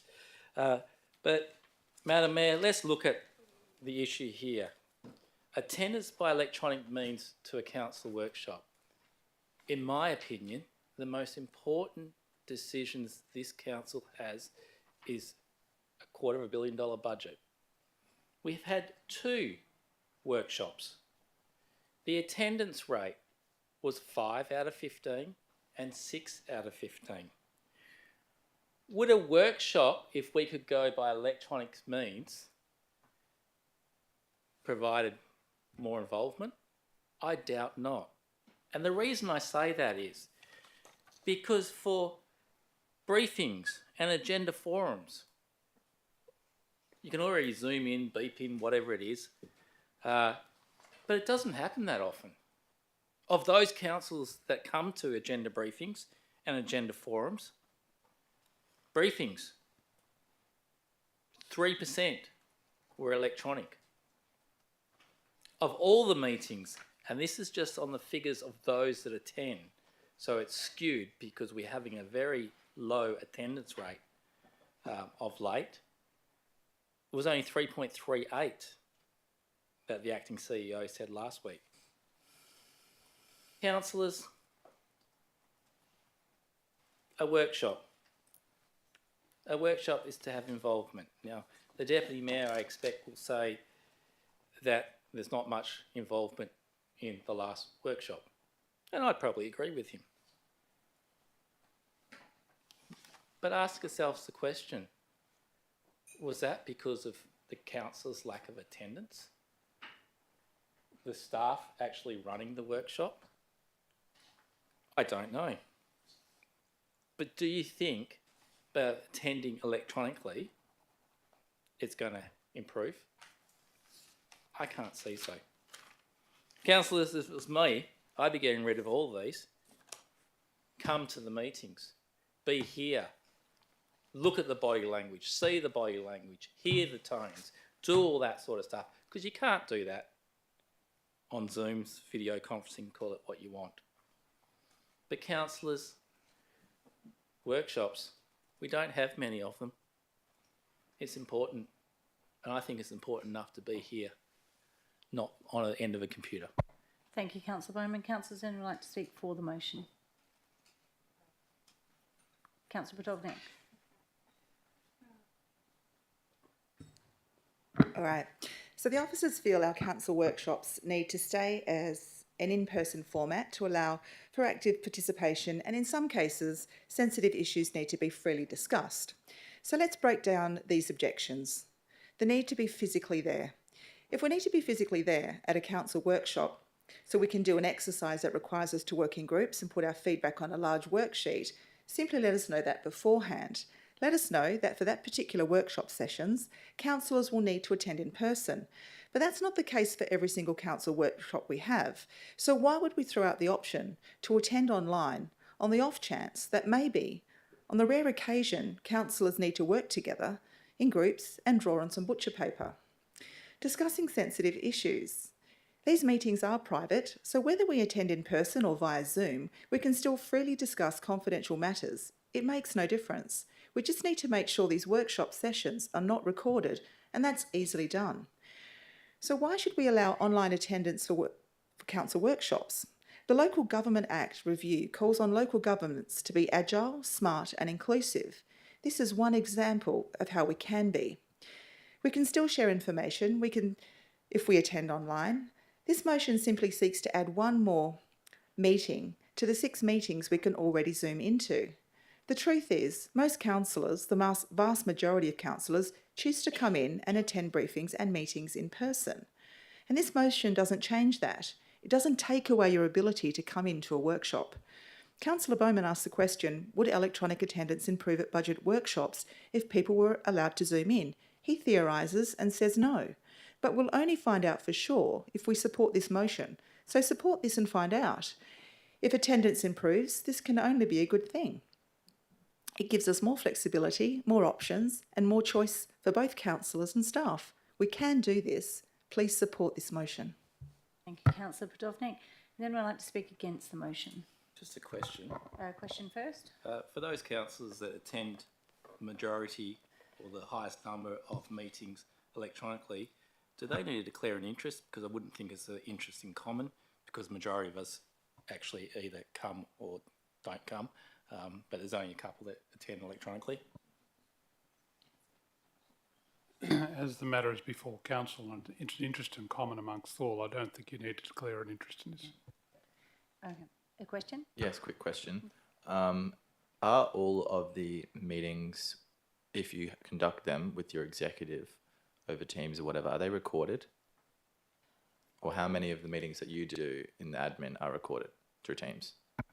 Are you asking myself or the CEO? So some meetings are recorded, for instance, if we've got a disaster recovery or something of that nature, but others aren't. The difference in your case in terms of recording meetings is there's a physical record that is kept. So we would, under the general provision now, if you were having a briefing, we record them. Those records are FOIable. That's just a nature of the situation. To follow up, the ward meeting I went to on Tuesday afternoon that you were online for, was that recorded? Question, I don't believe that was. Okay. Further question? I'll ask again, is there any councillors like to speak against the motion? Councillor Zanina? Thank you, Madam Mayor. Councillors, I'm just going to make a couple of comments. I do concur with Councillor Bowman. The trick is, do you see federal politicians or state politicians attending via video? I don't think I've seen any. They're two spheres of government. Local government is a third tier of government, and we are elected. We're elected by our ratepayers, our constituents, and we should be attending meetings. If, as councillors wanting to be elected to represent the community, if you're not prepared or you don't have the time to administer to the job of councillor, then you should seriously consider why are you nominating, and you should seriously consider resigning if you don't or if you can't. Give time to attend 1 or 2 meetings a week. I mean, when you're door knocking, do you tell people, yes, I want you to elect me or vote for me for councillor, but I won't be attending any meetings. I'll sit at home and I'll attend meetings through video conference. How many votes would you get? Just one moment, Councillor Zanina, if you could resume your seat, please. Councillor Hallett, your point of order. 7.2E. 7.2E, just one moment. 7.2E. And yes, a speaker's use of offensive, what was the remark? Insinuating regarding a person's motives or conduct. There are reasons why people occasionally cannot attend a meeting, and it could be through illness. So I find that that was offensive as well as... Thank you. I won't uphold that because illness is usually an apology. So, Councillor Zanino, if you could please continue. Thank you, Madam Mayor. I was going to get to that. If a councillor has an illness or cannot attend for a very valid reason, then they either tender an apology, take a leave of absence, or they seek advice from the CEO or the Mayor and say, I have this particular reason why I can't attend, may I attend through video link? And then that would be the judgment of you as the Mayor to say, yes, you may or you may not. But to adopt this motion, to me, is beyond a joke. We have taken on a very serious position as councillors. Point of order. And if you... Just one moment, Councillor Zanino. Deputy Mayor, what's your point of order? Yeah, so it's 7.21. 7.21, and what is a speaker's use of offensive or insulting expressions. To say something is beyond a joke is definitely offensive or insulting or uncalled for or insinuating. Thank you. Well, I don't think it was just an expression of view, so I won't uphold that. Councillor Zanino. Thank you, Madam Mayor. I think I've said enough, councillors. I think that you get the message. If you want to be a councillor, then you need to attend meetings personally, not via video link. Thank you, Councillor Zanino. I'll ask councillors, does anyone like to speak for the motion? Councillor Howlett. Thank you. I believe it's not about attending meetings, it's about attending workshops is actually what the motion is about. So that's actually what we're discussing, Councillor Zanino, not attending meetings. There was an occasion that I did fracture my spine in 2 places, and so physically attending was not the most convenient or easiest thing for me to do, wearing a back brace, and it's quite possible that other members on this council might have found themselves in a physically unable position where they couldn't attend a workshop. And as such, to be excluded from that as an elected member is probably a bit discriminatory when we have the means to be able to be inclusive. I think that Councillor Prodovnik's point of if it's going to be a butcher's paper group activity, if we know in advance, then that's a good option. If it is to be a workshop that is more in line with a briefing style, then an exchange of ideas, then surely that can be attended online. It is 2025. I don't think this is anything about skiving our responsibilities as being an elected member. In fact, I think it's making it more inclusive for those councillors who at some point in time find themselves physically, for whatever reason, unable to attend a workshop. Thank you. Thank you, Councillor Howlett. And now I'll ask, does anyone like to speak against the motion? Councillor Ringo. Thank you, Madam Mayor. I actually wasn't going to get up and speak tonight, but I just wanted to say that I've seen the reason that was provided for this motion, And one thing that stood out was that is to make it clear that councillors and staff may attend workshops electronically if they so choose. I'm one of those people that, look, if you give me the choice to come in or do electronic, trust me, with life and how life gets busy, you'll just choose electronic because it's the most simplest thing. You can do it from the comfort of your home. Another thing that I wanted to touch on, I know Councillor Howlett just touched on quite an important point that, you know, life happens and things happen. And I think it's very clear in this chambers that I'm one of those councillors that obviously with my health issues, sometimes I can't be part of the meetings or council workshops. And so that reminded me that sometimes when you are unwell and you can't attend anything, you can't attend because you are unwell. So I'm failing to understand then how then do you want to sit online when, let's say, for example, you are unwell, to be joining in a workshop when you just, if you can do that online, you could have just gone in even though you're unwell. So for me, this in itself, I just think there's already a lot of meetings and sessions that we have the luxury to be able to do it online, and it's supported by the Local Government Act. I can't support this motion, so thank you. Thank you, Councillor Ringo. I'll ask, does anyone like to speak for the motion? Would anyone like to speak against the motion? No? Your right of reply. Yeah, thank you, Madam Mayor. Look, first of all, my motion does not say anything about attending workshops if you're unwell. It just says to make it clear that councillors and staff may attend workshops electronically if they so choose. It's up to them to decide why they want to attend electronically, and it's the same in all the other classes of meetings that we have. All we're doing here is bringing a workshop of council into those classes of meetings that councillors can attend electronically. To address Councillor Zanino's issue, Councillor, there is no discretion. It's been made absolutely abundantly clear by the CEO that he will not allow people to attend workshops electronically under any circumstances. And that's a really strange and unusual thing, and this is why I brought this motion.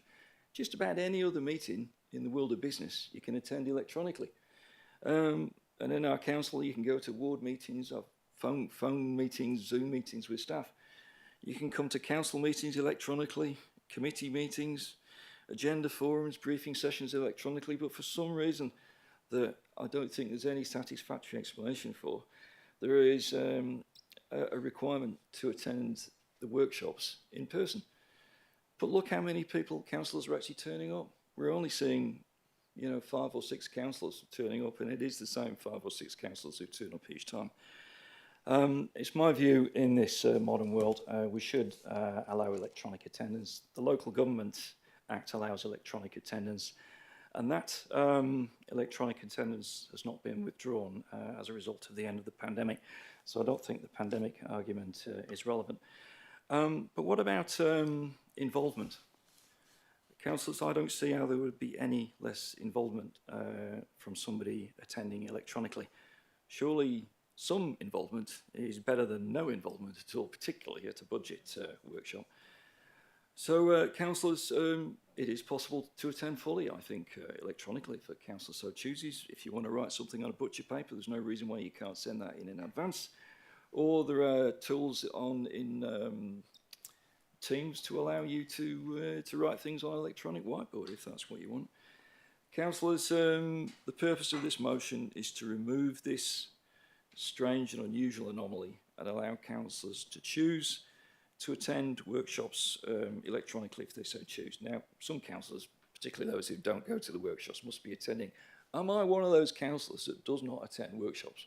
Well, no, that's me. I'm always physically present in those workshops because I think it's my job.